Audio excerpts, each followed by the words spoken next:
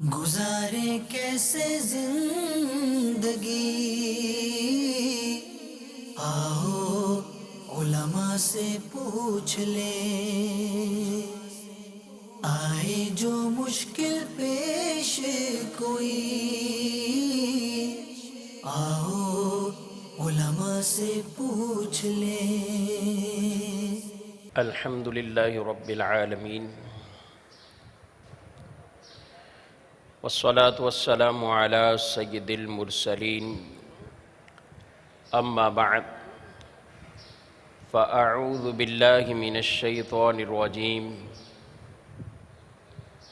بسم اللہ الرحمن الرحیم الصلاة والسلام علیک یا رسول اللہ وعلى آلك وأصحابك يا حبيب الله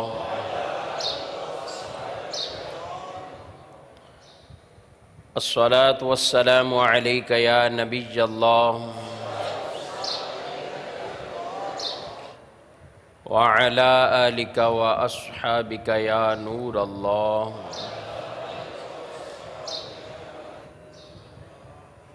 نویت سنت الاعتکاف۔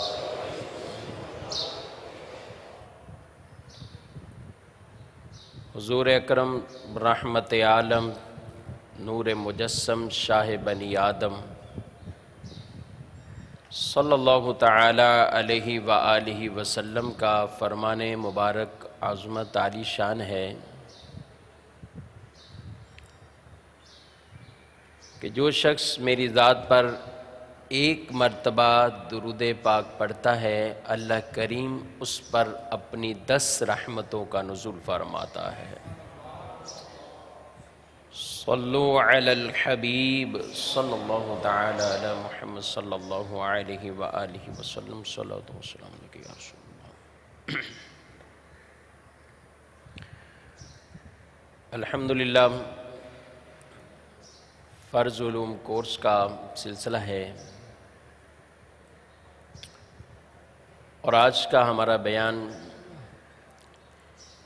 یہ عقائد سے متعلق اور ان عقائد میں سے نبی کریم صلی اللہ تعالی علیہ وآلہ وسلم کا علم غیب اور اس کے ساتھ ساتھ دوسرا موضوع ہمارا استعانت و استمداد یعنی غیر اللہ سے مدد مانگنا اور توسل وسیلہ پکڑنا وسیلہ بنانا، اس سے متعلقات انشاءاللہ ان کے ثبوت دلائل اور عقائد سننے کی آج سعادت حاصل کریں گے۔ اللہ کریم رب العزت جل وعلا ہم سب کو جو کچھ سنیں سمجھیں اس کے مطابق اعتقاد رکھنے اور عمل کرنے کی توفیق عطا فرمائے۔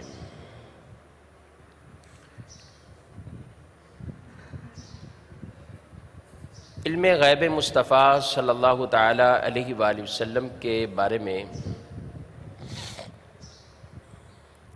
بنیادی طور پر جو عقیدہ ہے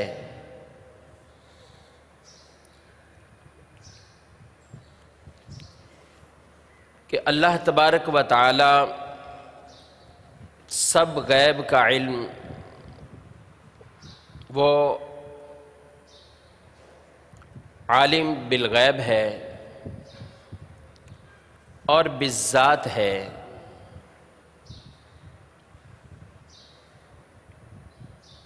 اس کی عطا کے بغیر کسی کے بارے میں بھی یہ عقیدہ رکھنا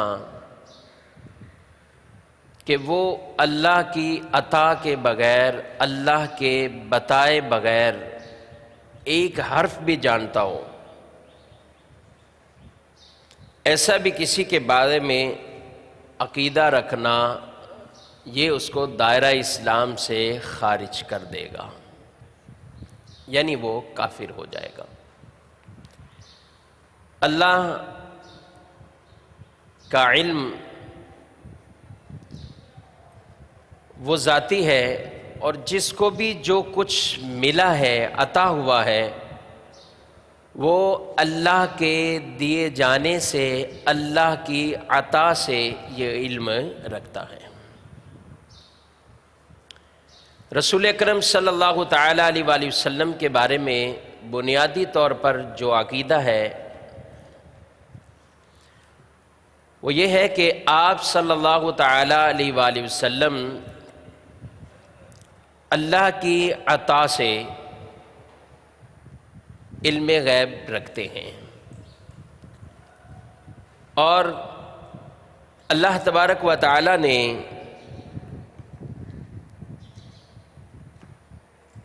آپ کو علم اتنا عطا فرمایا ہے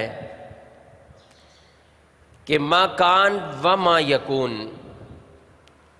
جو کچھ پہلے تھا اور جو آگے ہونے والا ہے، ما کان و ما یکون، جو تھا اور جو آگے ہونے والا ہے، ان کے بارے میں اللہ تبارک و تعالی نے آپ کو علم عطا فرمایا ہے، اور آپ صلی اللہ تعالی علیہ وآلہ وسلم اللہ کی عطا سے یہ آپ علم رکھتے ہیں۔ ہمارا یہ عقیدہ ہے کہ یہ علم آپ کو تدریجاً، آہستہ آہستہ، وقفے وقفے سے یہ عطا کیا گیا، اور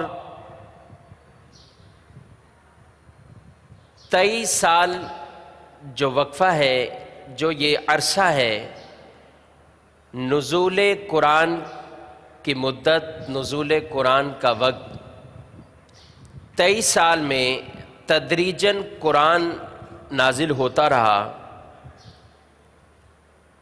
اور پھر جب قرآن کا نزول اپنی تکمیل تک پہنچا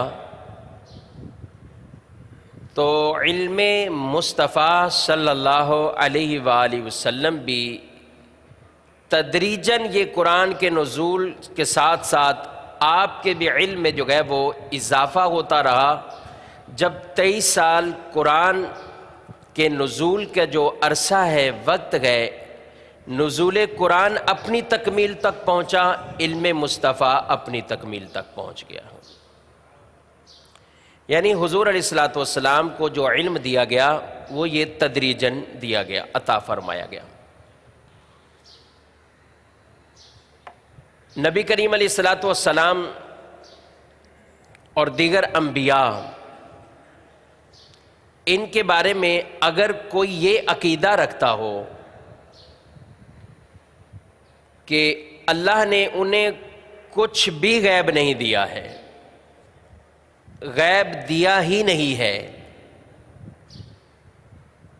تو ایسی صورت میں وہ بالکل دائرہ اسلام سے خارج ہو جائے گا، کافر ہو جائے گا، جو یہ عقیدہ رکھتا ہو کہ بعض علم بھی عطا نہیں کیا گیا۔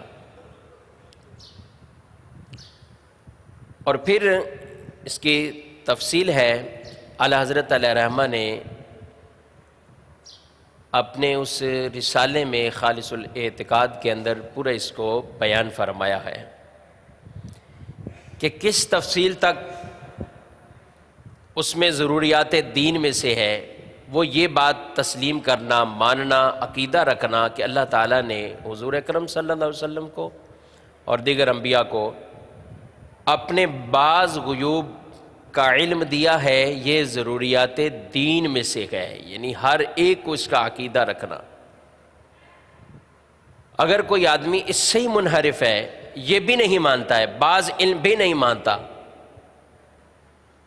اور مطلقاً علم غیب کا انکار کرتا ہے کہ ہے ہی نہیں ہے، تو وہ شخص دائرہ اسلام سے خارج ہو جاتا ہے۔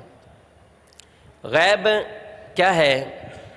اللہ کے بارے میں بھی ہم کہتے ہیں اللہ تعالیٰ عالم الغیب ہے۔ حالانکہ اس کے آگے کوئی چیز غیب نہیں ہے، اللہ تبارک و تعالیٰ کے آگے کوئی چیز غیب نہیں، ہر چیز کو جانتا ہے، غیب تو وہ چھپی ہوئی چیزیں ہیں۔ تو مراد یہ ہے کہ جو بندوں سے چھپی ہوئی اوجھل ہیں، اور جس کو غیب وہ کہ جس کو آدمی حواس خمسہ،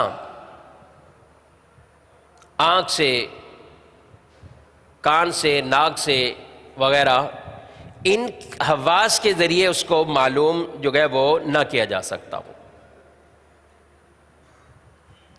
ہم نے کسی چیز کو دیکھ لیا، آنکھ سے دیکھ لیا، کسی چیز کے بارے میں سن لیا، اس اعتبار سے تو وہ ہم نے حواس سے اس چیز کو جان لیا، وہ پھر غیب نہیں ہے۔ نبی کریم اور اسی طرح بلا دلیل بداہتاً عقل میں نہ آ سکے، حضور اکرم صلی اللہ تعالیٰ علیہ وآلہ وسلم کو جو غیب کا علم گئے وہ اللہ تبارک و تعالیٰ کی عطا سے گئے۔ کبھی یہ بذریعہ وحی ہوتا، اور وحی کے مختلف طریقے بیان فرمائے گئے کہ وحی کس طرح جو ہے وہ وحی کا نزول ہوتا ہے۔ حضرت موسیٰ علیہ السلام براہ راست اللہ کا کلام سنتے ہیں، ایک طریقہ یہ بھی، ایک یہ کہ فرشتے کے ذریعے، اور ایک یہ کہ دل میں القاء ہو جانا۔ تو یہ مختلف طریقے، مختلف انداز جو ہے وہ بیان فرمائے گئے ہیں۔ تو حضور اکرم صلی اللہ تعالیٰ علیہ وآلہ وسلم کے بارے میں جو ہم نے عقیدہ سنا کہ آپ صلی اللہ تعالیٰ علیہ وآلہ وسلم اللہ کی عطا سے علم رکھتے ہیں، اور کتنا علم رکھتے ہیں، ما کان وما یکون، اللہ تبارک و تعالیٰ نے یہ سب علم آپ کو عطا فرمایا ہے۔ تو جب حضور صلی اللہ تعالیٰ علیہ وآلہ وسلم کے بارے میں یہ عقیدہ ہے کہ عطائی علم ہے، آپ اللہ کی عطا سے جانتے ہیں، اللہ کے دیے بغیر ایک حرف بھی کوئی نہیں جان سکتا ہے، تو جب یہ کتنا واضح فرق ہے، اللہ علم رکھتا ہے، اللہ کا علم ذاتی علم ہے، اور بھی فرق ہے ساتھ یہ کہ واضح کہ اللہ کا علم کسی کی عطا سے نہیں ہے، ذاتی علم ہے، اور اللہ کے عطا کے بغیر کوئی آگے جان نہیں سکتا ہے۔ تو جب یہ بنیادی طور پر بالکل واضح فرق بیان کیا گیا تو پھر کسی طرح کا بھی ذہنوں میں، گمان میں اس طرح کے وسوسے اور شیطانی خیالات نہیں آنے چاہیے، اور قرآن مجید فرقان حمید کی آیات مبارکہ دلائل جو اس کے ثبوت پر واضح طور پر گئے، چند آیات ہم اس کو جو ہے وہ بیان کرتے ہیں۔ اللہ تبارک و تعالی سورہ نساء میں ارشاد فرماتا ہے وَعَلَّمَكَ مَا لَمْ تَكُنْ تَعْلَمْ، اور جو آپ نہیں جانتے تھے اللہ تعالیٰ نے وہ سب کچھ آپ کو سکھا دیا ہے، جو آپ نہیں جانتے تھے اللہ نے آپ کو سکھا دیا۔ دوسری آیت مبارکہ میں ارشاد فرمایا ذَلِكَ مِنْ أَنْبَاءِ الْغَيْبِ نُوحِيهِ إِلَيْكَ،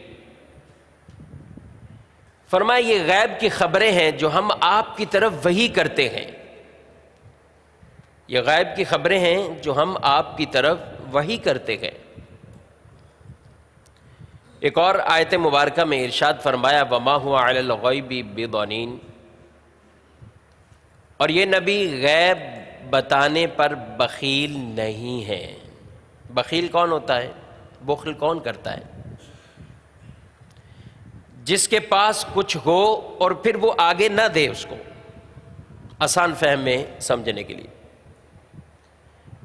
تو فرمایا یہ بتانے پر بخیل نہیں ہے، غیب بتانے پر بخیل نہیں ہے۔ کیا مطلب کہ ان کے پاس غیب بھی ہے اور یہ غیب کی خبریں آگے بھی عطا فرماتے ہیں، غیب ہے بھی اور آگے بھی ارشاد فرماتے ہیں۔ ایک اور آیت مبارکہ جس میں واضح طور پر یہ بیان فرمایا گیا ہے عالم الغیب فلا یظہر علی غیبہ احدا الا من ارتضی من رسول، غیب کا جاننے والا اپنے غیب پر کسی کو مطلع نہیں کرتا سوائے اپنے پسندیدہ رسولوں کے۔ یعنی رسولوں میں سے جسے چاہے، من ارتضیٰ، جسے چاہے رسولوں میں جو اس کے جو ہے وہ رسول ہیں ان کو عطا فرماتا ہے، ان کو اطلاع دیتا ہے۔ ایک اور آیت میں بالکل اور وضاحت کے ساتھ بیان فرمایا وَمَا كَانَ اللَّهُ لِيُطْلِعَكُمْ عَلَى الْغَيْبِ وَلَكِنَّ اللَّهَ يَجْتَبِي مِن رُّسُلِهِ مَن يَشَاءُ۔ اللہ کی یہ شان نہیں ہے کہ اے عام لوگوں تمہیں اپنے غیب پر اطلاع دے، اللہ کی یہ شان نہیں ہے۔ ہاں اللہ چن لیتا ہے اپنے رسولوں میں سے جسے چاہے۔ تو اللہ تبارک و تعالی کی عطا سے انبیاء غیب کا علم رکھتے گئے، اور حضور اوروں سے زیادہ، دوسروں سے زیادہ علم رکھتے گئے، اور آپ کے توسل طفیل امت کے اولیاء کو بھی غیبوں پر اطلاع دی گئی ہے۔ اولیاء جو غیب پر اطلاع رکھتے ہیں وہ نبی کے واسطے سے ہیں، نبی کے توسل طفیل ہیں۔ ایک اور آیت مبارکہ میں ارشاد فرمایا وَلَا رَطْبٍ وَلَا يَابِسٍ إِلَّا فِي كِتَابٍ مُبِينٍ، کوئی خشک اور تر ایسی چیز نہیں ہے مگر اس کا بیان اس واضح کھلی کتاب میں ہے۔ نزلنا علیک الکتاب تبیانا لکل شیء، یہ قرآن مجید فرقان حمید جو اللہ تبارک و تعالیٰ نے نازل فرمایا کہ اس میں ہر شے کا بیان ہے، ہر شے کا بیان ہے۔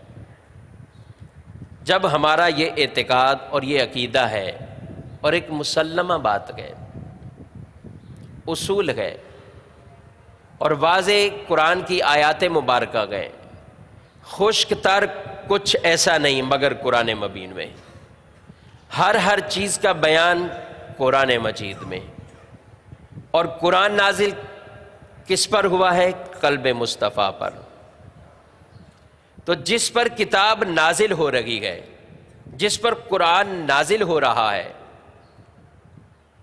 تو قرآن میں ہر کچھ ہے، ہر علم ہے، جس دل پر، جس قلب پر وہ نازل ہو رہا ہے، تو کیا وہ قرآن کے علم سے واقف نہیں ہوگا؟ یہ کیسے ہو سکتا ہے؟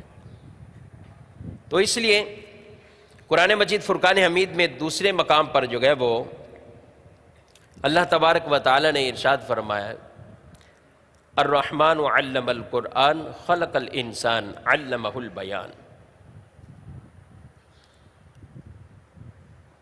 ارشاد فرمایا کہ انسان کو، اور یہاں انسان سے مراد انسانیت کی جان، یعنی یہاں خاص انسان ہے، اور اس سے مراد کیا ہے؟ اعلیٰ حضرت علیہ رحمہ نے کتنا مبارک عقیدے والا ترجمہ ارشاد فرمایا ہے، خلق الانسان علمہ البیان، انسانیت کی جان محمد کو پیدا کیا، اور ما کان و ما یکون، جو پہلے تھا اور جو ہوگا ان سب کا بیان انہیں سکھا دیا ہے۔ تو قرآن مجید فرقان حمید میں تمام بیان ہے، اور حضور قرآن کے تمام علوم سے جو ہے وہ واقف ہیں۔ تو یہ وہ دلائل ہیں، اور بھی آیات مبارکہ گئے، یہ چند وہ باتیں، چند وہ آیات جو میں نے ذکر کی گئے کہ غیبوں پر اطلاع، اے عام لوگوں اللہ تعالیٰ کی یہ شان نہیں ہے تمہیں اپنے غیبوں پر اطلاع دے، مگر اپنے رسولوں میں سے جسے چاہے۔ وہ اپنے غیب کو ظاہر نہیں کرتا مگر اپنے پسندیدہ رسولوں میں سے جسے چاہے۔ اور خاص حضور کے بارے میں وَعَلَّمَكَ مَا لَمْ تَكُنْ تَعْلَمْ، اے حبیب آپ جو نہیں جانتے تھے اللہ نے آپ کو وہ سکھا دیا۔ اس آیت کی تفسیر میں اگر جائیں، درجنوں تفسیر ایسی ہیں جن پر واضح طور پر اسی آیت کے تحت یہ بیان فرمایا وَعَلَّمَكَ مَا لَمْ تَكُنْ تَعْلَمْ، جو آپ نہیں جانتے تھے کیا مراد، کون سی چیزیں، تو بیان کیا گیا ہے جو کچھ پہلے ہوا اور جو آگے ہوگا، ما کان و ما یکون، جو پہلے تھا جو ہوگا، اللہ تبارک و تعالی نے ان کا علم اے حبیب آپ کو عطا فرما دیا ہے۔ چند احادیث مبارکہ بھی آپ کو جو ہے وہ بیان کرتا ہوں۔ صحیح بخاری شریف کی حدیث ہے، حضرت عمر رضی اللہ تعالی عنہ بیان کرتے ہیں، قال قام فینا النبی صلی اللہ تعالی علیہ وآلہ وسلم مقاما، ایک مرتبہ حضور ہمارے درمیان کھڑے ہوئے اور آپ نے کیا کیا؟ ارشاد فرماتے ہیں فأخبرنا عن بدء الخلق، آقا دو جہاں صلی اللہ تعالی علیہ وآلہ وسلم نے ہمیں مخلوق کی ابتدا سے، پیدائش سے بتانا شروع کیا۔ کتنا بتاتے رہے؟ فرماتے ہیں کہ اتنا ہمیں بتایا، اتنا بتایا،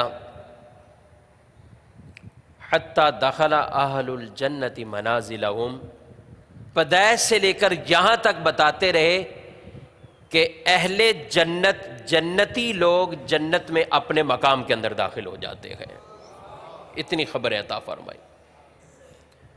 وَأَهْلُ النَّارِ مَنَازِلَهُمْ، اور اہل نار اپنے مقام میں داخل ہو گئے، یعنی پہنچ گئے اس مقام میں۔ کہتے ہیں کہ جس نے یاد رکھا سو یاد رکھا، جو بھول گیا سو بھول گیا۔ اتنی باتوں کا علم حضور علیہ الصلوۃ والسلام نے، بخاری شریف کی یہ حدیث مبارکہ ہے۔ ایک اور حدیث ہے، حضرت ابو زید بیان کرتے ہیں، صحیح مسلم شریف کی حدیث ہے کہ رسول اکرم صلی اللہ تعالی علیہ وآلہ وسلم نے ہمیں صبحوں کی نماز پڑھائی، ممبر پر رونق افروز ہو گئے، ہمیں خطبہ دیا۔ اتنا طویل خطبہ ہوتا ہے کہ ظہر کا وقت آ گیا، پھر آپ جو ہے وہ ممبر سے اترے، ظہر کی نماز پڑھائی اور پھر ممبر پر تشریف فرما ہوئے اور خطبہ دیا حتیٰ کہ عصر کا وقت آ جاتا ہے۔ پھر آپ جو ہے وہ ممبر سے اترے اور عصر کی نماز پڑھائی، پھر آپ جو ہے وہ ممبر پر چڑھے، خطبہ دیا حتیٰ کہ سورج جو ہے وہ غروب ہو گیا ہے۔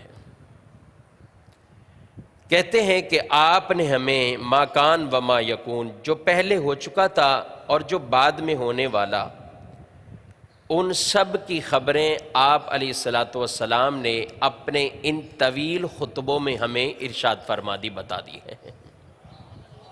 اور فرمایا کہ سو ہم میں سے جو زیادہ حافظے والا ہے اس کو ان کا زیادہ علم ہے۔ ایک اور حدیث پاک میں یہ بات ارشاد فرمائی گئی ہے،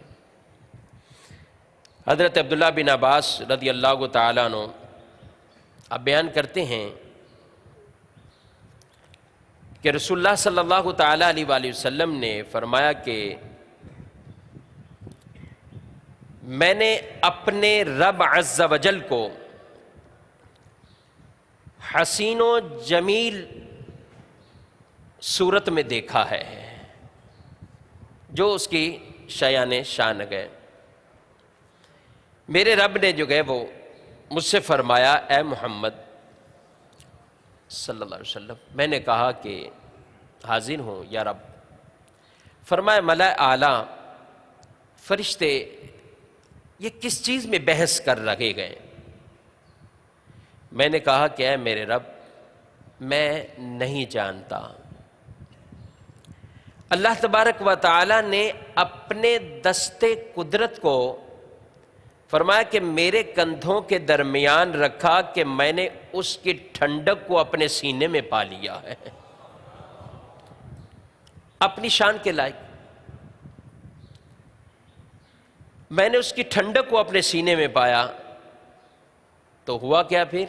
فَعَلِمْتُ مَا فِي السَّمَاوَاتِ وَالْأَرْضِ، جو کچھ آسمانوں میں ہے اور جو زمین میں ہے سب کچھ کا میں نے، اللہ نے مجھے علم عطا فرما دیا، میں نے ان کو جان لیا ہے۔ نبی کریم علیہ السلام فرماتے ہیں زمین میرے آگے ایسی جو ہے وہ لپیٹ دی گئی، ظاہر کی بالکل، کہ میں نے اس کے مشرق مغرب کو جو ہے وہ دیکھ لیا ہے۔ حضور علیہ الصلوۃ والسلام کا علم تو وہ ہے کہ آپ جاتے جاتے قبر کو دیکھتے ہیں تو آپ یہ بھی جانتے ہیں کہ قبر والا کس کیفیت میں ہے، کس حالت میں ہے۔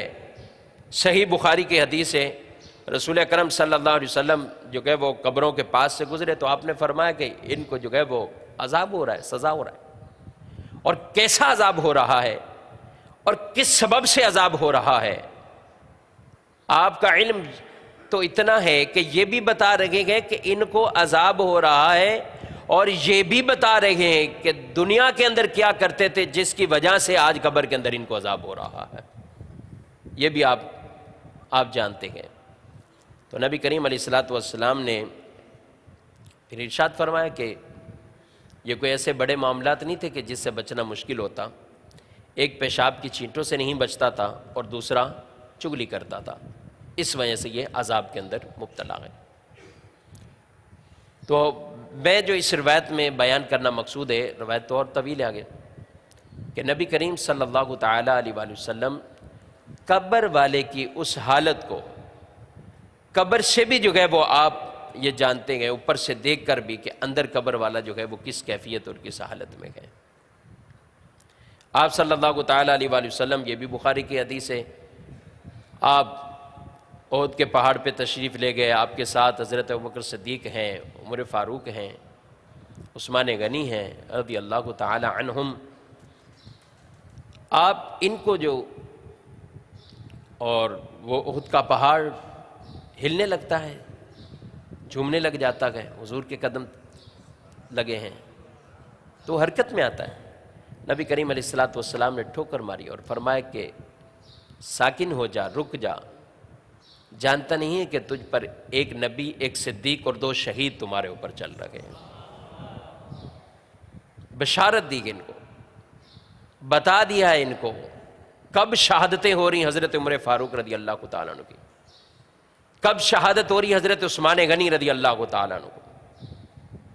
آپ اللہ کی عطا سے آپ یہ جانتے ہیں کہ کل بھی آگے کیا ہونے والا ہے، کون کس جگہ جو ہے وہ مرے گا، اس کا انتقال کیسے ہوگا۔ جنگ بدر میں آپ نے کفار کے بارے میں بھی جو ہے وہ یہ خبریں دی، یہ بھی بخاری شریف کے اندر موجود ہے کہ آپ نے جنگ بدر میں جب رات کے ٹائم آپ نے میدان کو ملاحظہ فرمایا تو اپنے نشان لگائے، یہاں فلاں کافر مرے گا، یہاں وہ ڈھیر ہوگا، یہاں وہ ہوگا، یہ آپ نشان لگا رہے ہیں، کب؟ کل آپ بھی جنگ ہونی ہے۔ آپ کو یہ علم اللہ نے عطا کیا ہے، آپ یہ نشان لگا کے پہلے ہی بتا رہے ہیں۔ ابھی تو یہ سوال جنگ ہونی بھی ہے کہ نہیں ہونی، جنگ ہونی ہے تو سامنے تو لشکر جرار 1000 افراد پر مشتمل ہے، کیا وہ اپنے سرداروں کو پہلے بھیج دیں گے لڑنے کے لیے؟ کون کون جنگ کے اندر آئے گا، پھر کون کون جو ہے وہ، پھر کس کس جگہ پر، آپ یہ اندازہ کیجئے اتنی تعین کے ساتھ بیان کرنا، ایسے سے نشان لگا کر اس کا نام بیان کرنا۔ جنگ جب ہوتی ہے تو ظاہر ہے جنگ کے اندر جو ہے کوئی آدمی کہاں گرتا ہے، کوئی کیسے ہوتا ہے، کیا کیفیت ہوتی ہے۔ قربان جائیں علم مصطفیٰ پر، آپ رات کو خبریں دے رہے ہیں، ایک دن پہلے آپ بتا رہے گئے اس جگہ پر چھڑی مبارکہ سے نشان لگا رہے گئے۔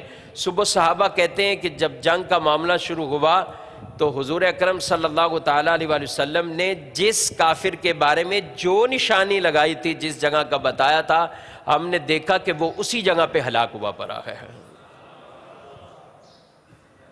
یہ آگے کی بات کیا ہونے والا ہے، کل کیا ہو رہا ہے اور کتنا آگے ہے۔ آپ علیہ الصلوۃ والسلام عثمان غنی رضی اللہ تعالیٰ عنہ، عمر فاروق رضی اللہ تعالیٰ عنہ کی شہادتوں کو بیان کر رہے ہیں کہ یہ شہید گئے۔ کہاں؟ حضور صلی اللہ علیہ وسلم کے وصال مبارکہ کے بعد حضرت صدیق اکبر رضی اللہ تعالیٰ عنہ خلیفہ اول، ان کے بارے میں فرمایا صدیق ہیں تمہارے اوپر احد پہاڑ کے، ان کو جو ہے وہ اس طرح جو ہے وہ شہید نہیں بیان فرمایا ہے، اور آپ علالت کی وجہ سے ہی آپ کا جو ہے وہ وصال مبارک ہوا۔ حضرت عمر فاروق رضی اللہ تعالیٰ عنہ حضرت عثمان غنی کی شہادتوں کو بیان کیا، آگے جا کر دونوں جو ہے وہ شہید ہوتے گئے۔ تو نگاہ مصطفیٰ صلی اللہ علیہ وسلم کہاں تک جو ہے وہ پہنچ رہی ہے۔ نبی کریم صلی اللہ تعالیٰ علیہ وآلہ وسلم، یہ بھی بخاری کی حدیث ہے، حضرت ابو ہریرہ جس گندم کی آپ حفاظت کرتے تھے تو رات کو آپ کے پاس جو ہے وہ کوئی چور آیا، حضور کو صبح خبر دی، آپ نے ان کے آنے سے پہلے ہی ان کو بتا دیتے کہ رات کا کیا واقعہ تھا، کیا معاملہ تھا. کہا حضور ایسے ہوا تھا، چور بڑی مکاری کرتا رہا، میں نے اس کو چھوڑ دیا، غریب آدمی ہے چھوڑ دیا. آپ علیہ السلام نے فرمایا کل دوبارہ آئے گا وہ چور. آپ ان کو پہلے ہی بتاتے رہے کل دوبارہ ہوگا، پھر آئے گا، پھر آئے گا.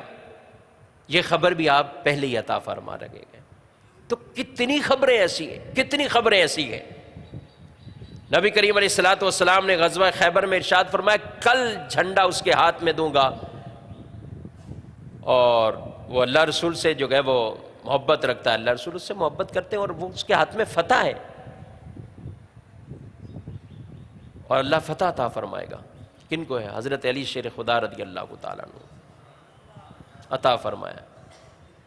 اور ایک دن پہلے آپ فرما رہے ہیں، پھر جھنڈا دیا ہے ان کو، پرچم ان کو دیا ہے، اب لڑنا ہے، آگے جنگ میں کیا معاملہ ہوتا ہے.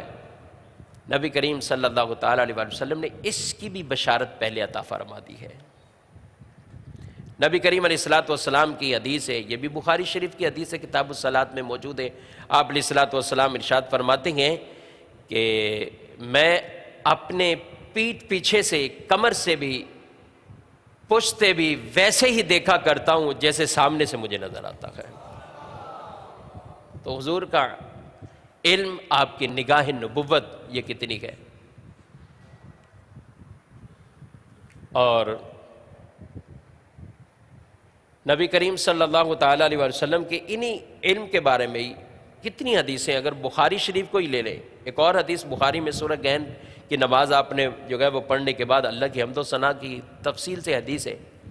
پھر آپ صلی اللہ تعالیٰ علیہ وآلہ وسلم نے ارشاد فرمایا ما من شیء کنت لم ارہ الا وقد رأیتہ فی مقامی ھذا حتی الجنۃ والنار. ارشاد فرمایا کہ جو چیز بھی جو پہلے میں نہیں جانتا تھا، فرمایا میں نے اپنی اس جگہ پر اس سب چیزوں کو جو ہے میں نے دیکھ لیا، یہاں تک کہ جنت اور دوزخ کو بھی میں نے دیکھ لیا ہے. اب کوئی ایسی چیز نہیں فرمایا جو پہلے نہیں جانتا تھا، میں نے سب کو جو ہے وہ دیکھ لیا ہے، اس کا علم دیا گیا ہے. تو یہ اگر بخاری کی ہی حدیثیں جمع کرتے رہے، واضح ثبوت پر جو ہے درجنوں کے حساب سے بلا مبالغہ بخاری کے اندر ہی احادیث مبارکہ موجود ہیں جن میں واضح طور پر علم غیب مصطفیٰ صلی اللہ علیہ وسلم کا ذکر موجود ہے. قرآن میں بھی آیات مبارکہ ہیں، احادیث مبارکہ بھی موجود ہیں. اور اب وہ آیات بھی چند، اور یہ ایک تطبیق کی بات، سمجھنے کی بات. قرآن مجید فرقان حمید میں بعض مقامات پر جہاں اللہ کے سوا سب کے لیے غیب کی نفی کی گئی ہو کہ غیب اللہ کے پاس ہے، غیب کوئی نہیں جانتا مگر اللہ،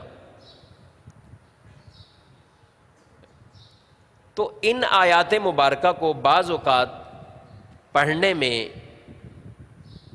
جس پڑھنے میں سمجھنا نہیں ہوتا، صرف آیت دیکھی آدمی وسوسوں کا شکار ہو جاتا ہے، یا کسی نے بتا دیا اور وسوسے ڈال دیے، وہ بھی پریشان ہو جاتا ہے.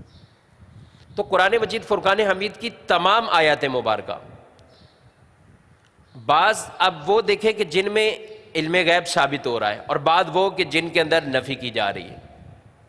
تو اب ظاہر ہے علماء سے رہنمائی لیں گے، پوچھیں گے کہ کیا وجہ ہے، اس کو سمجھنے کی کوشش کریں گے. ایسا کوئی بھی عقیدہ نہیں بنا سکتا کہ ایک آیت کو لے لے بقیہ آیتوں کو چھوڑ دے. یہ تو یہود کا طریقہ تھا جن کو قرآن میں فرمایا گیا فَتُؤْمِنُونَ بِبَعْضِ الْكِتَابِ وَتَكْفُرُونَ بِبَعْضٍ، بعض کو مانتے ہو، ایمان رکھتے ہو، بعض کو انکار کر دیتے ہو. یہ طریقہ مسلمانوں کا نہیں ہے، یہ انداز، یہ مسلمانوں کے انداز نہیں ہے کہ قرآن کے بعض آیتوں پر ایمان رکھیں اور بعض کو چھوڑ دیں. نہیں، قرآن کی ہر آیت پر، ہر بات پر جو ہے وہ ایمان بھی ہے. اب جن آیات میں علم غیب بتایا گیا، ثابت بتایا گیا، اور بعض وہ آیات جن میں ثابت نہیں ہے، جن میں یہ بیان کیا گیا کہ غیب اللہ کے پاس ہی ہے. تو اب ان دونوں میں جو بظاہر ہمیں اختلاف نظر آ رہا ہے، تو اب اگر کوئی صرف اسی آیت کو سامنے بیان کر دے کہ بھئی غیب اللہ کے ہی پاس ہے، اللہ کے سوا کوئی نہیں جانتا، وہ آیات بیان کر دی ساری، اور اسی پر یہ عقیدہ بنا لیا کہ اور کسی کو علم نہیں ہے، تو بتائیے وہ ان آیات کا کیا کرے گا جو ہم نے ابھی بیان فرمائی ہوئی۔ تو اب تطبیق کی طرف جائیں گے تاکہ یہ بظاہر ہمیں نظر آنے والا اختلاف، ہمیں اختلاف جو ہے وہ بظاہر جو ہمیں ہماری سمجھ میں ایسا بظاہر آ رہا ہے تو اس کو سمجھنے کی کوشش کریں گے۔ علماء کرام نے واضح طور پر یہ تطبیق بیان کرتے ہوئے یہ بات بیان کی ہے کہ جہاں یہ مراد ہے کہ جہاں یہ بیان کیا گیا ہے کہ غیب کا علم صرف اللہ کے لیے ہے، ان سے مراد یہ ہے کہ اللہ تبارک و تعالیٰ کے پاس ہی بالذات علم ہے، اللہ کا علم بالذات ہے، ذاتی طور پر۔ جہاں یہ بیان کیا گیا کہ اللہ کے سوا کوئی نہیں جانتا، بالکل درست ہے وہ بھی اپنی جگہ، اللہ کی عطا کے بغیر کوئی نہیں جانتا ہے، اللہ کے بتائے بغیر کوئی نہیں جانتا ہے۔ جہاں نفی کی گئی ہے، منع کیا گیا ہے، تو اس سے مراد ذات، بالذات، ذاتی طور پر، بالکل ذاتی طور پر ہمارا ایمان اعتقاد کسی کے بارے میں ہم بھی ابتداءً عرض کر چکے ہیں جو یہ عقیدہ رکھے کہ اللہ کی عطا کے بغیر کوئی ایک حرف بھی جانتا ہے وہ تو ویسے ہی دائرہ اسلام سے خارج ہو جائے گا۔ تو آئیے پھر اب تطبیق کی طرف، تاکہ کہیں ایسا نہ ہو کہ یہ عقیدہ کوئی اگر اپنائے کہ اللہ کے علاوہ کوئی جانتا ہی نہیں ہے، اللہ نے کسی کو اپنے نبیوں کو بھی بعض بھی غیب نہیں دیا گئے، وہ شخص بھی دائرہ اسلام سے خارج ہوگا، کیونکہ قرآن کی وہ آیات کا اوپر جو ہے وہ اس کا ایمان اعتقاد کیسے ہوگا جن میں یہ بیان فرمایا گیا ہے وَمَا كَانَ اللَّهُ لِيُطْلِعَكُمْ عَلَى الْغَيْبِ وَلَكِنَّ اللَّهَ يَجْتَبِي مِن رُّسُلِهِ مَن يَشَاءُ، کہ اللہ کی یہ شان نہیں اے عام لوگوں تمہیں اپنے غیب پر اطلاع دے مگر وہ اپنے رسولوں میں سے جسے چاہے۔ تو یہ بھی تو قرآن میں آیت ہے، عالم الغیب فلا يظہر علی غیبہ احدا الا من ارتضی، وہ عالم الغیب ہے، وہ اپنے غیب کو جو ہے وہ لوگوں پہ کسی پر بھی ظاہر نہیں کرتا مگر رسولوں میں سے جسے چاہے۔ تو یہاں یہ بیان کیا گیا کہ دیا گیا ہے وَعَلَّمَكَ مَا لَمْ تَكُنْ تَعْلَمْ، آپ جو نہیں جانتے آپ کو اللہ نے علم عطا فرمایا ہے۔ وَمَا هُوَ عَلَى الْغَيْبِ بِضَنِينَ، آپ جو ہے وہ نبی غیب بتانے پر بخیل نہیں ہے۔ ذَلِكَ مِنْ أَنْبَاءِ الْغَيْبِ نُوحِيهِ إِلَيْكَ، یہ غیب کی خبریں ہیں جو ہم آپ کی طرف وحی کرتے گئے۔ تو اگر کوئی اس آیت ایک آیت کو لے اور بقیہ یہ ساری آیتیں چھوڑ دے اور یہ عقیدہ اپنا لے کہ غیب سرے سے بعض غیب بھی نہیں ہے تو وہ بھی شخص دائرہ اسلام سے خارج ہو جائے گا۔ تو کتنا اہل سنت و جماعت اس مذہب مہذب کا کتنا پیارا یہ عقیدہ ہے اور کس طرح علماء نے اس کو بیان کیا تاکہ قرآن مجید فرقان حمید کی ہر آیات پر اعتقاد بھی ہے، عمل بھی ہے اور کوئی بظاہر اختلاف بھی نہیں ہے، اور یہ سب نظر آنے والا یہ اختلاف بھی اس تطبیق کے ساتھ دور ہو جاتا ہے کہ جہاں نفی کی گئی ہے اس سے مراد ذاتی طور پر علم کی گئے، اور جہاں عطا کے بارے میں گئے، دیے جانے کے بارے میں گئے تو اس سے مراد اللہ کی عطا سے وہ علم رکھتے ہیں، وہ جانتے ہیں، تاکہ آیات کی اپنے اپنے محمل پر جو ہے وہ اس کو بیان کیا جائے، اور دیگر جو ہے وہ ساری احادیث طیبہ جو ابھی اتنی ذکر کی، صرف میں نے تو بخاری کی چند حدیثیں بیان کی گئے، اس کے علاوہ درجنوں صرف بخاری کے اندر ہے، اور دیگر حدیث کی کتب میں تو اور روایات موجود ہیں، درجنوں حدیثیں تو صرف بخاری کے اندر جو ہے وہ موجود ہیں کہ واضح طور پر علم غیب کے اوپر جو ہے دلالت کرتی ہیں۔ اعلیٰ حضرت علیہ رحمہ نے جگہ بجگہ فتاویٰ، بالخصوص الدولۃ المکیہ، نبی کریم صلی اللہ تعالیٰ علیہ وسلم کے علم غیب کے بارے میں، اور بلکہ آپ تو یہاں تک ارشاد فرماتے ہیں کہ حضور کا علم، فرماتے ہیں کہ حضور کا علم کتنا ہے، آپ نے تو ما کان و ما یکون کا علم رکھتے گئے، اتنا علم ہے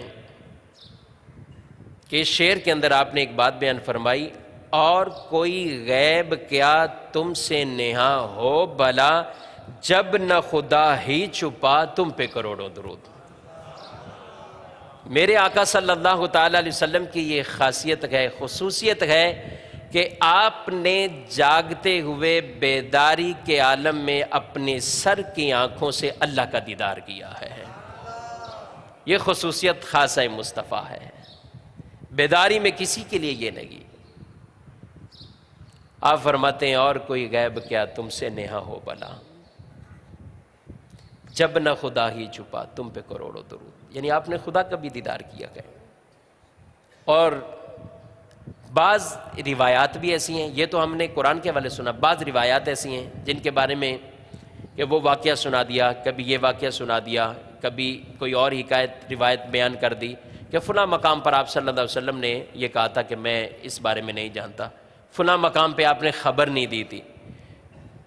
تو اب اتنی احادیث جو ہم نے بیان کی ہے جس میں غیب ثابت ہیں، اور بعض واقعات وہ بھی ہیں روایات گئے، ہم بالکل انصاف سے بات کر رہے ہیں، پوری ہم کسی ان باتوں کو بھی نہیں چھپا رہے، بیان کر رہے ہیں۔ وہ روایات جن میں بارے میں بیان کیا گیا کہ نہیں علم ہے، میں اس بارے میں نہیں جانتا، یا آپ نے اس کے بارے میں پوچھا گیا خبر نہیں دی گئی، پہلی بات تو یہ ہے کسی چیز کا نہ بتانا عدم علم کی دلیل نہیں ہے۔ کسی چیز کے بارے میں نہ بتا دینا، بتانا نہیں۔ استاد کو بہت سی چیزیں پتہ ہوتی ہیں، شاگردوں کو نہیں بتاتا وہ، تو نہ بتانا عدم علم کی دلیل نہیں ہے۔ کسی کیے جانے سوال پر جواب نہ دینا عدم علم کی دلیل نہیں ہے کہ آپ کہیں کہ ان کو جواب ہی نہیں آتا تھا۔ بہت سی مسئلتیں ہیں، بہت سی حکمتیں ہیں جس کے تحت اس کا جواب نہیں دیا گیا، تو نہ بتانا، نہ ظاہر کرنا یہ دلیل نہیں ہے اس بات کی کہ علم ہی نہیں تھا۔ اور دوسری بات کہ ہمارا عقیدہ نبی کریم علیہ الصلوۃ والسلام کے بارے میں یہ ہے کہ آپ کا یہ علم تدریجاً وقفے آہستہ آہستہ جیسے جیسے قرآن نازل ہوتا رہا، علم مصطفیٰ اپنی ترقیوں کو پہنچتا رہا۔ جب قرآن کا نزول یہ تکمیل ہو جاتی ہے تو علم مصطفیٰ کی بھی تکمیل ہو جاتی ہے۔ اب اس کے بیچ میں کوئی جزئی واقعہ، کوئی الگ سے تنہا کوئی واقعہ ہوا تو اس کے بارے میں ٹھیک ہے کئی واقعات ایسے ہوئے ہیں، بیان کیا گیا ہے۔ ہمارا تو ایک عقیدہ یہی ہے کہ علم غیب مصطفیٰ ما کان و ما یکون جو ہم مانتے ہیں، کہتے ہیں، جو عقیدہ ہے وہ اس بات پر گئے کہ آپ کا یہ علم تدریجاً آہستہ آہستہ اللہ تعالیٰ نے آپ کو عطا کیا گیا، اور 23 سال کا عرصہ قرآن کے نزول کا ہے، وہ عرصہ جو ہے وہ اتنے میں یہ آپ کو عطا فرمایا گیا ہے۔ تو اب کوئی ٹکراؤ اس طرح کا نہیں ہوگا، کسی ایک بات کو لے کر پورے کے پورے علم کی نفی کر دینا یہ انصاف کی بات نہیں ہے، یہ علمی خیانت کہلاتی ہے۔ ایک بات کو لے لے، ایک حدیث کو لے لے یا ایک آیت کو لے لے اور دیگر ساری آیتوں کو چھوڑ دے، ساری حدیثوں کو چھوڑ دے، یہ ایمان والوں کا شیوا اور ایمان والوں کا طریقہ نہیں ہے۔ تو اس لیے جو بیچ میں بعض ایسے واقعات آئے، پہلی بات نہ بتانا کسی مصلحت کی وجہ سے تھا، کسی حکمت کی وجہ سے تھا، اور اس کی حکمتیں ظاہر بھی ہوئیں، کئی حکمتیں جو گئے وہ ان کی ظاہر ہوئیں۔ اب واقعات تفصیل سے گئے، ہم اس ٹاپک میں تفصیل سے جو گئے وہ اس میں نہیں جائیں گے، بس میں اشارتاً یہ بات عرض کر رہا ہوں کہ جن واقعات کے بارے میں اگر چند واقعات ایسے ہوئے ہیں تو ان سے مراد یہ گئے کہ اگر ان کا پہلے علم نہیں تھا پھر عطا فرما دیا گیا۔ دوسری یہ کہ یہ ہمارے عقیدے کے خلاف نہیں ہے، ہمارا عقیدہ یہ ہے کہ آپ صلی اللہ تعالیٰ علیہ وسلم کو جو علم دیا گیا تدریجاً دیا گیا ہے علم، قرآن نازل ہونے کے بعد کی کوئی آپ جو ہے وہ واقعہ لے کے آ جائیں، جب قرآن کا نزول مکمل ہو گیا اب کوئی واقعہ لے کے آئے کہ اس نازل ہونے کے بعد بھی یہ واقعہ سامنے ہوا تھا جس میں آپ نے اپنے علم غیب کی جو ہے وہ نفی فرمائی تھی۔ تو امید ہے کہ یہ بات جو ہے وہ آسان طریقے سے سمجھ میں آ گئی ہوگی۔ علم غیب نبی کریم صلی اللہ تعالیٰ علیہ وسلم کا اور دیگر انبیاء کو اللہ نے اپنے غیوب کا علم عطا فرمایا ہے، اور حضور علیہ السلام کو سب سے اوروں سے زیادہ عطا فرمایا ہے۔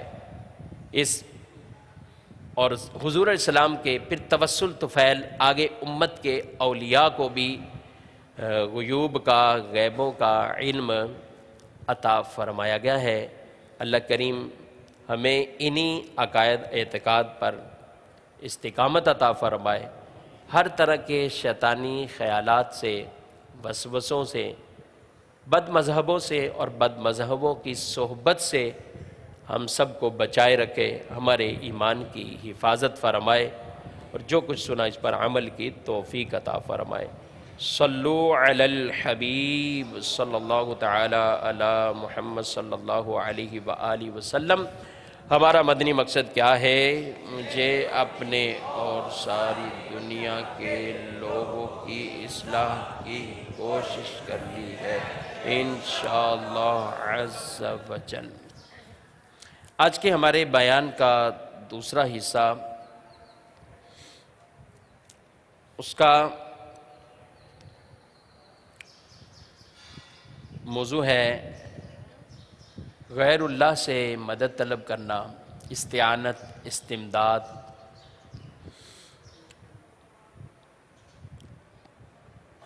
اللہ کے سوا کسی اور سے کچھ مانگنا اور توسل وسیلے کے بارے میں اہل سنت کا اس بارے میں کیا عقیدہ ہے، وہ چند باتیں ہم یہاں انشاءاللہ سننے کی کوشش کریں گے۔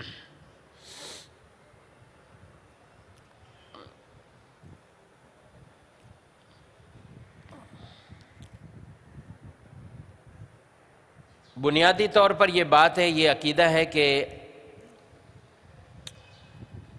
مددگار اللہ تبارک و تعالی کی ہی ذات ہے، اس کی مشیت اور ارادوں کے بغیر ایک ذرہ بھی ادھر سے ادھر نہیں ہو سکتا ہے۔ اللہ تبارک و تعالی کی عطا کے بغیر یہ عقیدہ رکھنا کہ اس کے انبیاء یا اولیاء یا کوئی بھی مخلوق میں سے اس کی عطا کے بغیر اس کی مدد کریں یا اللہ کے دی ہوئی طاقت کے عطا کے بغیر اس کو کوئی اختیار حاصل ہو، یہ عقیدہ واضح طور پر قرآن حدیث کے جو ہے وہ متصادم ہے۔ ہمارا انبیاء کرام علیہ السلام، اولیاء صالحین کے بارے میں عقیدہ یہ ہے کہ اللہ کی دی ہوئی طاقت سے، اللہ کی عطا سے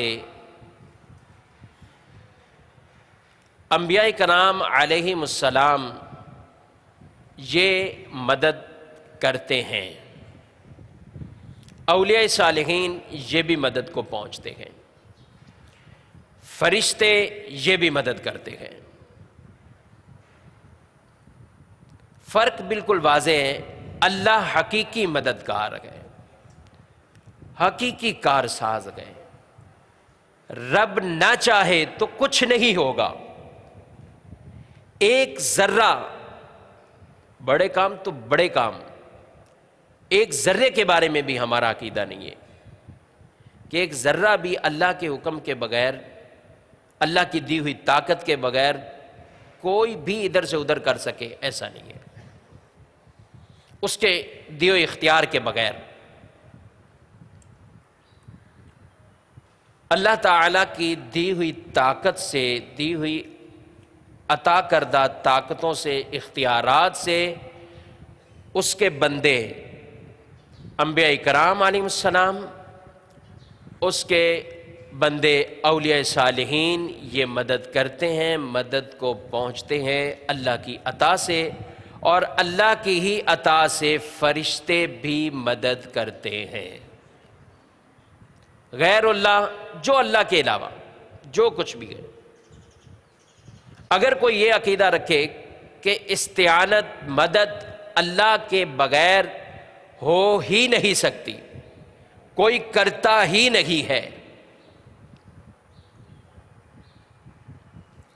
تو اگر تو یہ عقیدہ اس طور پر ہے کہ اللہ کی عطا کے بغیر کوئی نہیں کر سکتا ہے تو ٹھیک ہے، اور اگر عقیدہ اس طور پر کسی نے بنا لیا ہے کہ اللہ کی جو ہے عطا سے بھی ایسا نہیں ہو سکتا، تو ایسا شخص، یہ عقیدہ رکھنے والا شخص بالکل ایک غیر اسلامی عقیدہ رکھتا ہے، جو بالکل قرآن سے بھی ٹکراتا ہے کئی اعتبار سے، احادیث مبارکہ سے بھی جو ہے وہ ٹکراتا ہے۔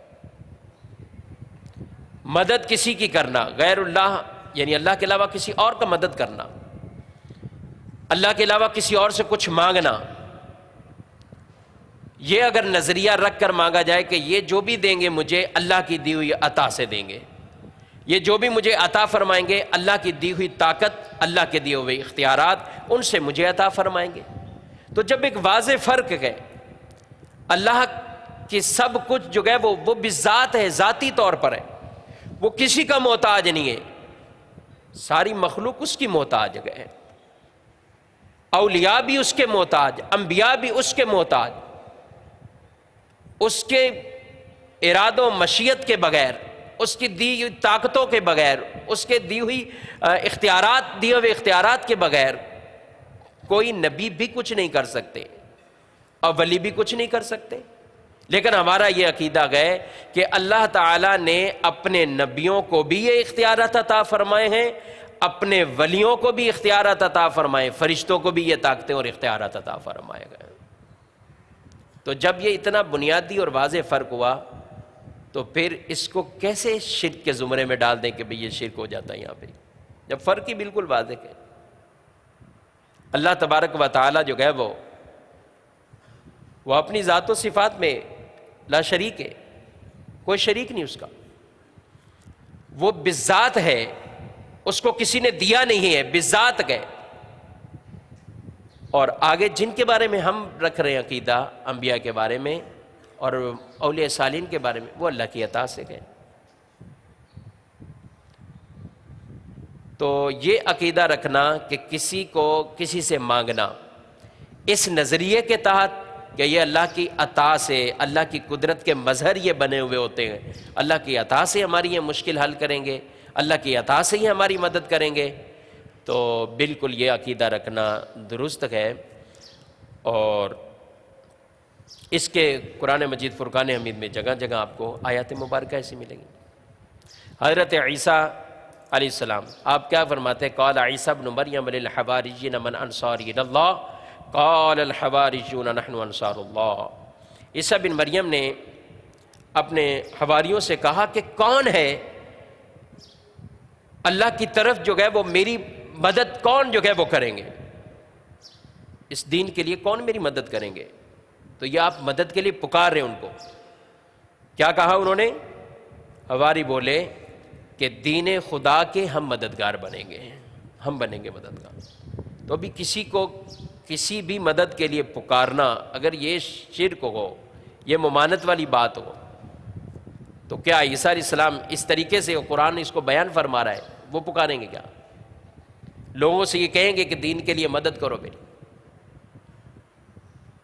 اگر یہ منع ہوتا، قرآن میں اللہ تبارک و تعالیٰ نے ارشاد فرمایا وَتَعَاوَنُوا عَلَى الْبِرِّ وَالتَّقْوَىٰ، تقوی اور بر نیکی کے کاموں پر ایک دوسرے کی مدد کرو۔ اس کا مطلب لوگ آپس میں بھی تعاون اور مدد کرتے ہیں۔ ہمیں اس کی مثالیں میں آگے چند بیان کروں گا کہ جو ہمارے زندگی کا کوئی پہلو اس سے خالی ہی نہیں ہے کہ ہم کسی سے مدد مانگے بغیر جو ہے وہ آگے ہمارا سلسلہ چل سکے۔ قرآن مجید فرقان حمید میں اللہ تبارک و تعالیٰ نے ارشاد فرمایا فَإِنَّ اللَّهَ هُوَ مَوْلَاهُ وَجِبْرِيلُ وَصَالِحُ الْمُؤْمِنِينَ وَالْمَلَائِكَةُ بَعْدَ ذَلِكَ ظَهِيرٌ۔ بے شک اللہ مولا ہے۔ مولا کا مطلب دوست بھی ہوتا ہے، مولا کا مطلب مددگار بھی ہے۔ اللہ مولا ہے، جبریل مولا ہے، نیک صالح مومن مولا ہیں، یعنی اللہ بھی مددگار گئے، جبریل امین بھی مددگار گئے، اور نیک مومن یہ بھی مددگار گئے۔ اور ارشاد فرمایا والملائکۃ بعد ذلک ظہیر، اور اس کے فرشتے بھی جو گئے وہ مدد پر گئے۔ ایک اور آیت مبارکہ میں ارشاد فرمایا انما ولیکم اللہ ورسولہ والذین آمنوا الذین یقیمون الصلاۃ، تمہارا مددگار، تمہارا ولی وہ کون؟ اللہ، اس کا رسول، اور وہ جو مومن ہیں نماز کو قائم رکھتے گئے، زکوٰۃ دیتے گئے، پورا بیان اس میں ارشاد فرمایا۔ تو یہی ولی کا لفظ، مولا کا لفظ قرآن مجید فرقان حمید میں، آج کوئی ایک بات کرے تو وہ کہتے کہ یہ ایک لفظ آپ نے داتا کو داتا کہہ دیا، داتا دینے والا ہے، داتا تو اللہ کی جو ہے وہ شان ہے۔ مولا اللہ کے لیے، مشکل کشا جو ہے وہ اللہ تبارک و تعالیٰ کی ذات ہے۔ کیسے حضرت علی کو کہہ دے مشکل کشا؟ امیر اہل سنت دامت برکاتہم العالیہ نے حضرت علی رضی اللہ تعالیٰ عنہ کے مشکل کشا ہونے پر آپ کا بہت پیارا یہ رسالہ ہے شیر خدا مشکل کشا کے حوالے سے، کہ جس میں بہت ہی پیاری باتیں پورے دلائل کے ساتھ، قرآن کی بھی اور احادیث طیبہ بھی، اور بڑے عام فہم انداز کے ساتھ آپ یہ موضوع سمجھنے کے لیے، آسانی کے لیے، علماء نے تو بہت بڑی بڑی کتابیں لکھی ہیں، اعلیٰ حضرت کے جو ہے وہ اس بات پر جو ہے کئی آپ کے رسالے اور درجنوں فتاوی موجود گئے، کئی رسائل بھی اس پر گئے کہ مخلوق میں سے انبیاء اولیاء کیسے حاجتیں پوری کرتے گئے۔ الامن والولائی ایک رسالہ آپ کا یہ لے لیں، کتنی جو ہے وہ آیات اور حدیث پر مشتمل ہے یہ ایک رسالہ، جس میں نبی کریم علیہ الصلوۃ والسلام، پھر آگے اولیاء صالحین کا کس طریقے سے جو ہے وہ حاجتیں پوری کرنا ہے۔ تو آسانی کے لیے یہ رسالہ امیر اہل سنت دامت برکاتہم العالیہ کا، یہ آپ رسالہ خود بھی حاصل کیجئے، اس کو پڑھیے، اور جس کو اس طرح کے وسوسے خیالات آتے ہیں آپ اس کو بھی جو ہے وہ یہ رسالہ آپ پیش کیجئے، انشاءاللہ آپ کے اس عمل سے امید ہے پڑھ کر اس کے بہت ہی عقیدے کی اصلاح ہوگی انشاءاللہ۔